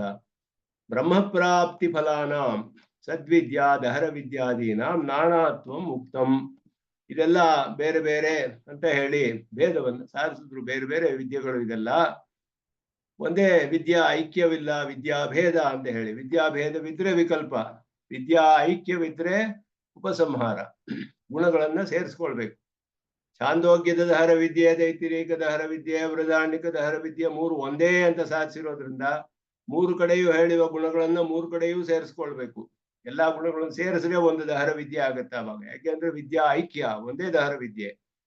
ಆದ್ರೆ ದಹರ ವಿದ್ಯೆ ಪ್ರಾಣ ವಿದ್ಯೆ ಬೇರೆ ಬೇರೆ, ಭೂಮ ವಿದ್ಯೆ ದಹರ ವಿದ್ಯೆ ಬೇರೆ ಬೇರೆ ಅಂತ ಹೇಳಿದ್ರೆ ದಹರ ವಿದ್ಯೆಯನ್ನು ಮಾಡಬೇಕು, ಇಲ್ಲ ಭೂಮ ವಿದ್ಯೆಯನ್ನು ಮಾಡಬೇಕು. ಯಾವ್ದಾದ್ರು ಒಂದರಿಂದ ಮಾಡಿದ್ರೆ ಫಲ ಒಂದೇ ಫಲ ಎರಡಕ್ಕೂ. ಅದರಿಂದ ಇಲ್ಲಿಯೂ ಆ ರೀತಿ ವಿದ್ಯೆಗಳು ವಿದ್ಯೆ ಎಲ್ಲ ಭೇದವಿರೋದ್ರಿಂದ ಇಲ್ಲಿ ಎಲ್ಲಕ್ಕೂ ಬೇರೆ ಬೇರೆ ಅಂತ ಹೇಳಿದ್ರಲ್ಲ, ಅದಕ್ಕೆ ಇದಾನಿ ಮಾಸ ವಿದ್ಯಾನ ಏಕಸ್ಮಿನ್ ಪುರುಷೇ ಪ್ರಯೋಜನವತ್ವೇನ ಸಮುಚ್ಚಯ ಅಪಿ ಸಂಭವತಿ ಉತ ಪ್ರಯೋಜನಾಭಾವಾತ್ ವಿಕಲ್ಪಯೇವ ಇತಿ ವಿಷಯ. ವಿಷಯ ಅಂದ್ರೆ ಸಂಶಯ. ಏನು ಸಂಶಯ ಬರುತ್ತೆ ಇಲ್ಲಿ ಅಂದ್ರೆ, ಇದಕ್ಕೆ ವಿಷಯ ದೊಡ್ಡ ವಿಷಯ ಏನು ಅಂತ ಹೇಳಿದ್ರೆ, ವೇದಗಳಲ್ಲಿ ಬ್ರಹ್ಮವಿದ್ಯೆಗಳಲ್ಲಿ ನಾನಾತ್ವ ಹೇಳಲ್ಪಟ್ಟಿದೆ. ಈ ನಾನಾತ್ವ ಇರುವುದರಿಂದ ಒಬ್ಬನೇ ಪುರುಷನು ಅವನಿಗೆ ಪ್ರಯೋಜನವತ್ವೇನ ಒಂದೊಂದಕ್ಕೂ ಪ್ರಯೋಜನವಿರೋದ್ರಿಂದ ಸಮುಚ್ಚಯೋಪಿ ಸಂಭವತಿ ಅನೇಕ ವಿದ್ಯೆಗಳನ್ನು ಸೇರಿಸ್ಕೊಂಡು ಮಾಡೋದು, ಅನೇಕ ವಿದ್ಯೆಗಳನ್ನು ಅನುಷ್ಠಾನ ಮಾಡೋದು ಸಂಭವವಿದೆಯೇ. ಉತ ಪ್ರಯೋಜನಾಭಾವಾತ್ ಪ್ರಯೋಜನವಿಲ್ಲ, ಒಂದು ಮಾಡಿದ್ರೆ ಬೇಕಾದದ್ದು ಪ್ರಯೋಜನಗಳೆಲ್ಲ ಸಿಕ್ಕಿಬಿಡುತ್ತೆ. ಆ ಕರ್ಮಗಳಲ್ಲಿ ಫಲ ಬಂದ್ರೆ ಇದಕ್ಕಿಂತ ಹೆಚ್ಚಾದ ಫಲ ಇದೆಯೇ ಅಂತ ಆಸೆ ಬರುತ್ತೆ. ಅದನ್ನಿದ್ರೆ ಅದನ್ನು ಮಾಡೋಣ ಅನ್ಸುತ್ತೆ, ಇದೇ ಫಲವನ್ನು ಇನ್ನೊಂದ್ಸತಿ ಮಾಡೋಣ ಅನ್ಸುತ್ತೆ, ಯಾಕೆಂದ್ರೆ ಅದು ಮುಗ್ದು ಹೋಗುತ್ತೆ. ಆದ್ರೆ ಇಲ್ಲಿ ಪ್ರಯೋಜನವಿಲ್ಲವೇ, ಆ ರೀತಿ ಮಾಡೋದ್ರಿಂದ ಏನು ಪ್ರಯೋಜನವಿಲ್ಲವೇ, ಅದರಿಂದ ಮಾಡಿದ್ರೆ ವಿಕಲ್ಪವಾಗುತ್ತೆ. ಅವಾಗ ವಿಕಲ್ಪ ಏವಾ ಅನ್ನುವುದು ಸಂಶಯ. ಇಲ್ಲಿ ಕಿಂ ಯುಕ್ತಂ ಅಂದ್ರೆ ಸಮುಚ್ಚಯೋಪಿ ಸಂಭವತಿ ಅನ್ನೋದು ಒಂದು ಪೂರ್ವ ಪಕ್ಷ ಬರುತ್ತೆ. ಯಾಕೆ ಸೇರಿಸ್ಕೊಳ್ಬಹುದಲ್ಲ ಕರ್ಮಗಳ ವಿಷಯಂತೆಯೇ. ಏಕಫಲಾನಾಂ ಭಿನ್ನಶಾಸ್ತ್ರಾರ್ಥಾನಾಮಪಿ ಸಮುಚ್ಚಯ ದರ್ಶನಾತ್. ಏಕೆಂದ್ರೆ ಒಂದೇ ಫಲ ಕೊಟ್ರೆ ಬೇರೆ ಬೇರೆ ಶಾಖೆಗಳಲ್ಲಿ ಹೇಳಿದೆ, ಅವುಗಳಿಗೆಲ್ಲ ಸಮುಚ್ಚಯ ಬೇರೆ ಬೇರೆ ಕರ್ಮಗಳಲ್ಲಿಯೂ ಹೇಳಿದೆ. ಬ್ರಹ್ಮಶಾಸ್ತ್ರಾರ್ಥ, ಶಾಸ್ತ್ರಾರ್ಥ ಅಂದ್ರೆ ಬೇರೆ ಬೇರೆ ಕರ್ಮಗಳು. ಶ್ವಮೇಧ ಯಾಗಕ್ಕೂ ಸ್ವರ್ಗಫಲ ಹೇಳಿದೆ, ವಾಜಪೇಯಿಕ್ಕೂ ಸ್ವರ್ಗಫಲ ಹೇಳಿದ್ರೆ, ಇನ್ನೊಂದಕ್ಕೂ ಅಗ್ನಿಹೋತ್ರಕ್ಕೂ ಸ್ವರ್ಗಫಲ ಹೇಳಿದೆ. ಎಲ್ಲದಕ್ಕೂ ಏಕಫಲ, ಒಂದೇ ಫಲ. ಸ್ವರ್ಗದಲ್ಲಿ ಆ ಸ್ವರ್ಗದಲ್ಲಿ ವ್ಯತ್ಯಾಸ ಇರ್ಬೋದು, ಆದ್ರೆ ಸ್ವರ್ಗಫಲವೇ ಹೇಳಿದೆ. ಜ್ಯೋತಿಷ್ಠೋಮಕ್ಕೂ ಸ್ವರ್ಗಫಲ, ಅಶ್ವಮೇಧಕ್ಕೂ ಸ್ವರ್ಗಫಲ ಅಂದ್ರೆ ಎರಡು ಹೇಳಿದ್ರೆ ಇದು ಸಮುಚ್ಚಯ ಮಾಡ್ಕೊಳಕ್ ಸಾಧ್ಯ. ಇದು ಮಾಡ್ಬೋದು, ಅದನ್ನು ಮಾಡ್ಬೋದು. ಭಿನ್ನಶಾಸ್ತ್ರಾರ್ಥ ಅಂದ್ರೆ ಬೇರೆ ಬೇರೆ ಕರ್ಮಗಳಾಗಿದ್ರು ಕೂಡ ಅಂತ ಅರ್ಥ. ದೃಶ್ಯತೆ ಹಿ ಏಕಸ್ಯೈವ ಸ್ವರ್ಗಾದೇಹೇ ಸಾಧನಾನಾಂ ಅಗ್ನಿಹೋತ್ರ ದರ್ಶಪೂರ್ಣಮಾಸಾದೀನಾಂ. ಅಗ್ನಿಹೋತ್ರಕ್ಕೂ ದರ್ಶಪೂರ್ಣಮಾಸಕ್ಕೂ ಅಗ್ನಿಹೋತ್ರ ಇದಕ್ಕೆಲ್ಲ ನಿತ್ಯ ಕರ್ಮವಾಗಿಯೂ ಮಾಡಬಹುದು, ಸ್ವರ್ಗಫಲಕ್ಕೋಸ್ಕರನೂ ಮಾಡಬಹುದು. ಪ್ರಾಜಾಪತ್ಯಂ ಬ್ರಾಹ್ಮಣ ನಾಮ್ ಅಂತ ಫಲವೂ ಹೇಳಲ್ಪಟ್ಟಿದೆ, ಪ್ರಜಾಪತಿ ಲೋಕವೆಲ್ಲ ಸಿಗುತ್ತೆ. ಹೀಗೆಲ್ಲ ಅಗ್ನಿಹೋತ್ರಕ್ಕೆ ಫಲವೂ ಹೇಳಿದೆ, ಸ್ವರ್ಗಫಲ. ಆ ಒಂದು ಉದ್ದೇಶದಿಂದ ಮಾಡಿದ್ರೆ ಆ ರೀತಿ ಸಂಕಲ್ಪ ಮಾಡಿ ಆ ಫಲ ಸಿಗುತ್ತೆ. ನಿತ್ಯ ಕರ್ಮ ಅಂತ ಮಾಡಿದ್ರೆ ನಿತ್ಯ ಕರ್ಮವಾಗುತ್ತೆ. ಆದ್ರಿಂದ ಇದಕ್ಕೆ ಏಕಸ್ಯೈವ ಸ್ವರ್ಗಾದೇಹೇ, ಒಂದೇ ಸ್ವರ್ಗದ ಸಾಧನವಾಗಿ ಅಗ್ನಿಹೋತ್ರ ದರ್ಶಪೂರ್ಣಮಾಸಾದೀನ ತಸ್ಯೈವ ಸ್ವರ್ಗಸ್ಯ ಭೂಯಸ್ತ್ವಾಪೇಕ್ಷೆಯ ಏಕತ್ರ ಪುರುಷೇ ಸಮುಚ್ಚಯ. ಅದೇ ಫಲ ಅದೇ ಹೆಚ್ಚಾಗಿ ಬೇಕು ಅಂತ ಹೇಳಿದ್ರೆ ಎರಡನ್ನೂ ಒಬ್ಬರು ಮಾಡ್ಬೋದು, ಎರಡನ್ನೂ ಸ್ವರ್ಗದ ಫಲಕ್ಕೆ ಮಾಡಬಹುದು. ಆಗ ಮಾಡಿದ್ರೆ ಎರಡು ಸತಿ ಆ ರೀತಿ ಫಲ ಸಿಗುತ್ತೆ, ಎರಡಷ್ಟು ಫಲ ಸಿಗುತ್ತೆ. ಈ ರೀತಿಯಲ್ಲಿ ಬ್ರಹ್ಮವಿದ್ಯೆಯಲ್ಲೂ ಮಾಡಕ್ ಸಾಧ್ಯವೇ. ಏವಮಿಹಾಪಿ ಬ್ರಹ್ಮಾನುಭವ ಭೂಯಸ್ತ್ವ ಅಪೇಕ್ಷೆಯ. ಬ್ರಹ್ಮನ ಅನುಭವ ಇನ್ನೂ ಹೆಚ್ಚಾಗಬೇಕು ಅಂತ ಹೇಳಿ ಎರಡು ವಿದ್ಯೆ ಯಾಕೆ ಮಾಡಬಾರ್ದು. ದಾರ ವಿದ್ಯೆಯಿಂದ ಬರೋ ಬ್ರಹ್ಮವಿದ್ಯೆ ಬ್ರಹ್ಮಾನುಭವ, ಭೂಮ ವಿದ್ಯೆಯಿಂದ ಹೇಳಿರುವ ಬ್ರಹ್ಮಾನುಭವ, ಎರಡೂ ಸೇರಿಸ್ಕೊಂಡು ಒಂದಕ್ಕೆ ಎರಡರಷ್ಟು ಬ್ರಹ್ಮಾನುಭವ ಆಗ್ಬೇಕು ಅಂತ ಒಬ್ಬನಿಗೆ ಆಸೆ ಬರ್ಬೋದು ಅಂತ ಇಲ್ಲಿ ಸಂಶಯ. ಸಮುಚ್ಚಯೋಪಿ ಸಂಭವತಿ ಅಂತ ಅಲ್ಲಿ ಅದಕ್ಕೆ ಸಿದ್ಧಾಂತ ಹೇಳ್ತಾರೆ, ವಿಕಲ್ಪ ಏವ ನ ಸಮುಚ್ಚಯ ಸಂಭವತಿ. ಇಲ್ಲಿ ವಿಕಲ್ಪವೇ ಹೊರತು ಸಮುಚ್ಚಯ ಅಂದ್ರೆ ಸೇರಿಸ್ಕೊಳ್ಳೋದ್ರೆ ಎರಡನ್ನೂ ಸೇರಿ ಮಾಡುವಂತದ್ದು, ಎರಡನ್ನೂ ಅನುಷ್ಠಾನ ಮಾಡೋದು, ಅನೇಕ ಅನುಷ್ಠಾನ ಮಾಡೋದು. ವಿಕಲ್ಪ ಅಂದ್ರೆ ಯಾವ್ದಾದ್ರೂ ಒಂದನ್ನು ಮಾಡೋದು. ಹೀಗೆ ಯಾಕೆ ಅಂದ್ರೆ ಅವಿಶಿಷ್ಟ ಫಲತ್ವಾತ್. ಸರ್ವಾಸಾಂ ಹಿ ಬ್ರಹ್ಮ ವಿದ್ಯಾನಾಂ ಅನವಧಿಕಾತಿಶಯ ಆನಂದ ಬ್ರಹ್ಮಾನುಭವ ಫಲಂ ಅವಿಶಿಷ್ಟಂ ಶ್ರೂಯತೆ.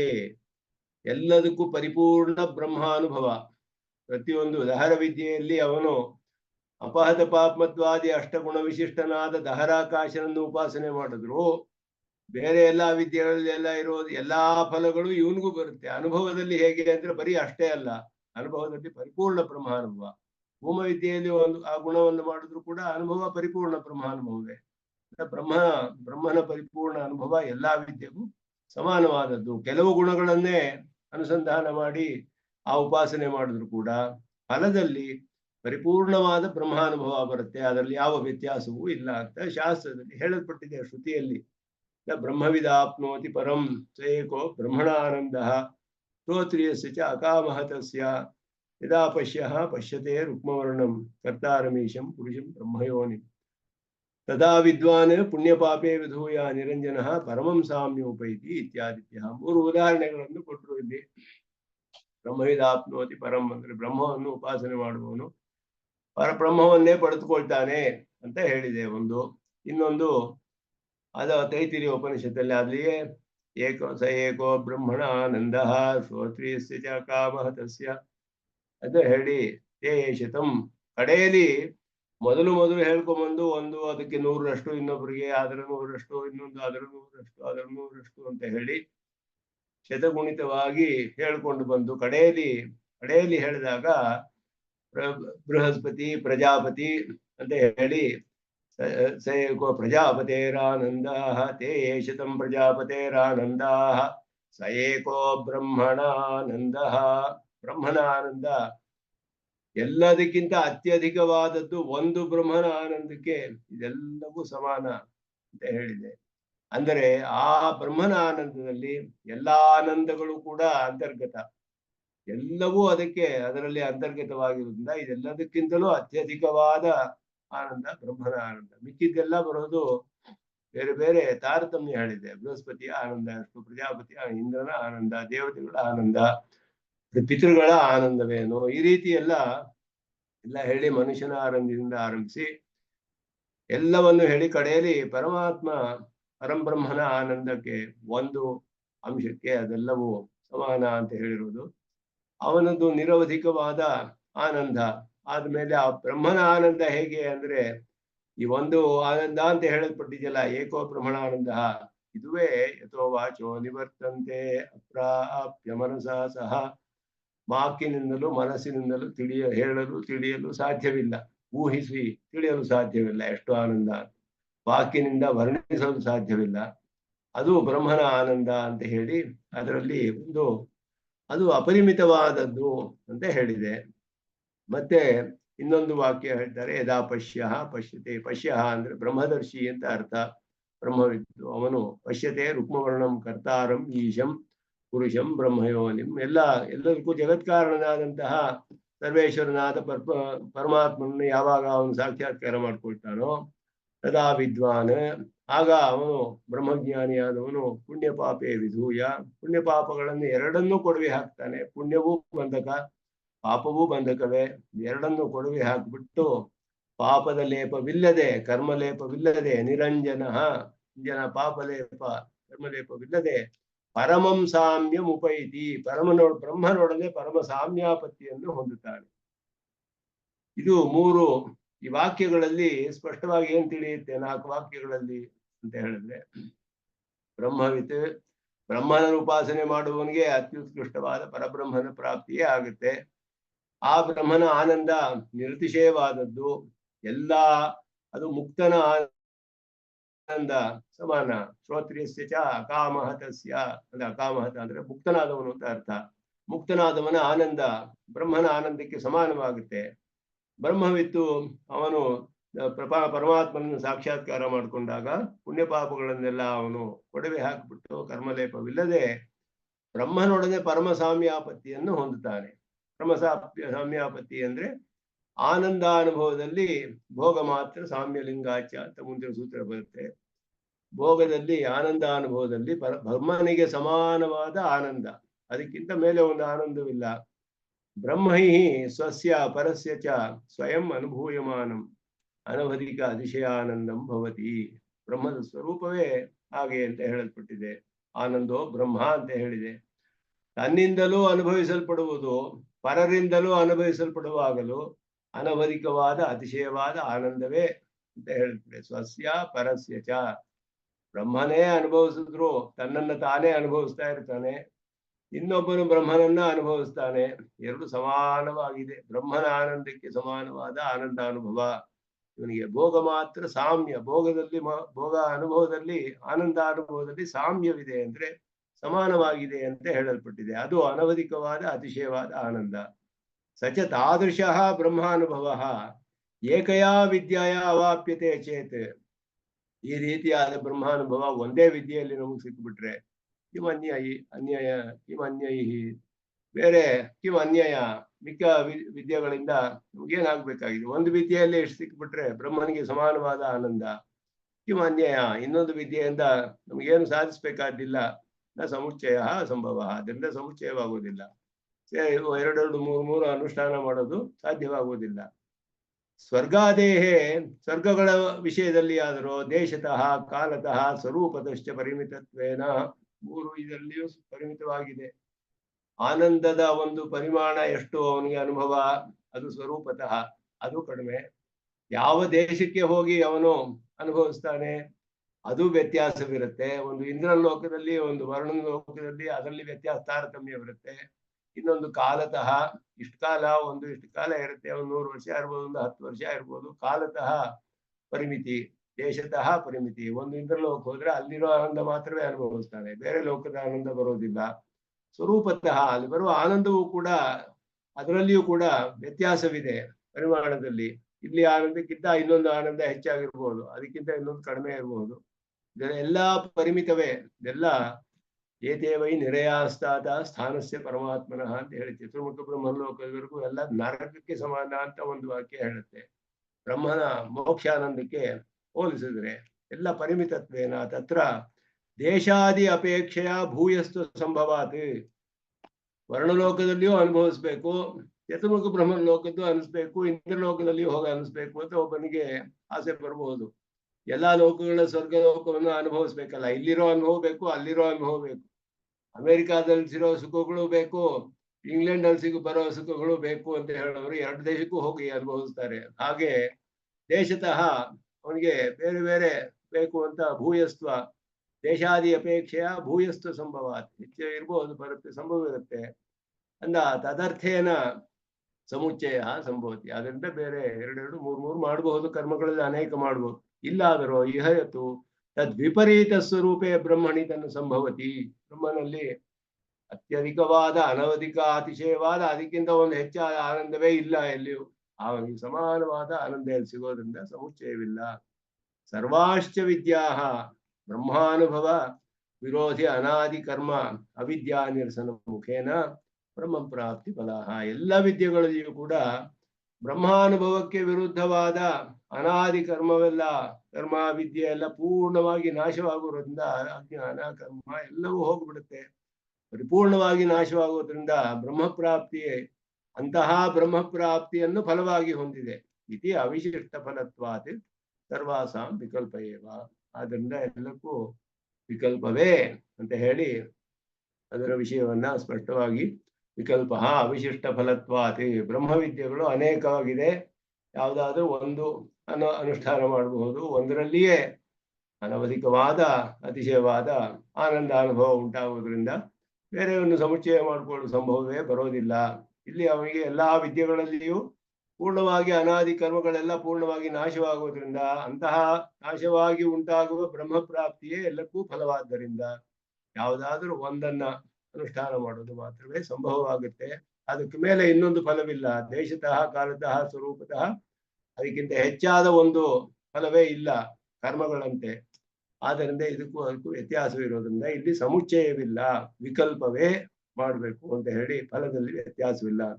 ಅದಕ್ಕೆ ಮೇಲೆ ಕಾಮ್ಯಕರ್ಮಗಳ ವಿಷಯವನ್ನು ಸ್ವಲ್ಪ ವಿಚಾರ ಮಾಡ್ತಾರೆ. ಕಾಮ್ಯಕರ್ಮಗಳ ವಿಷಯದಲ್ಲಿ ಹೇಗೆ ಅಂತ ಹೇಳಿಬಿಟ್ಟು ಅದನ್ನ ಮುಂದೆ ಕ್ಲಾಸ್ನಲ್ಲಿ ಅನುಸಂಧಾನ ಮಾಡೋಣ ಅಂತ ಹೇಳಿ ನಮಸ್ಕಾರಗಳನ್ನು ತಿಳಿಸ್ಕೊಳ್ತಾರೆ. ಯೋ ನಿತ್ಯಮಚ್ಯುತ ಪದಾಮೋಹದಃ ತಗ್ಧರಾಯವೇನೆ ಸ್ಮದ್ಗುರೋರ್ಭಗವತೋ ಸಿಂಧೋ ರಾಮಾನುಜಸ್ಯಂ ಪ್ರಪದ್ಯೆ. ಓಂ ಛಂದೋ ಮಿತ್ರಶ್ಯಂ ವರುಣಃ ಛನ್ನೋ ಭವತ್ವರ್ಯಮಾ ಛನ್ನೋ ಇಂದ್ರೋ ಬೃಹಸ್ಪತಿಃ ಛನ್ನೋ ವಿಷ್ಣುರುಕ್ರಮಃ.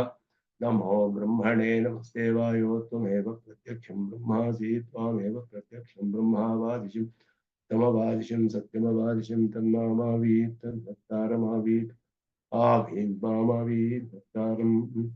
ಓಂ ಶಾಂತಿ ಶಾಂತಿ ಶಾಂತಿ.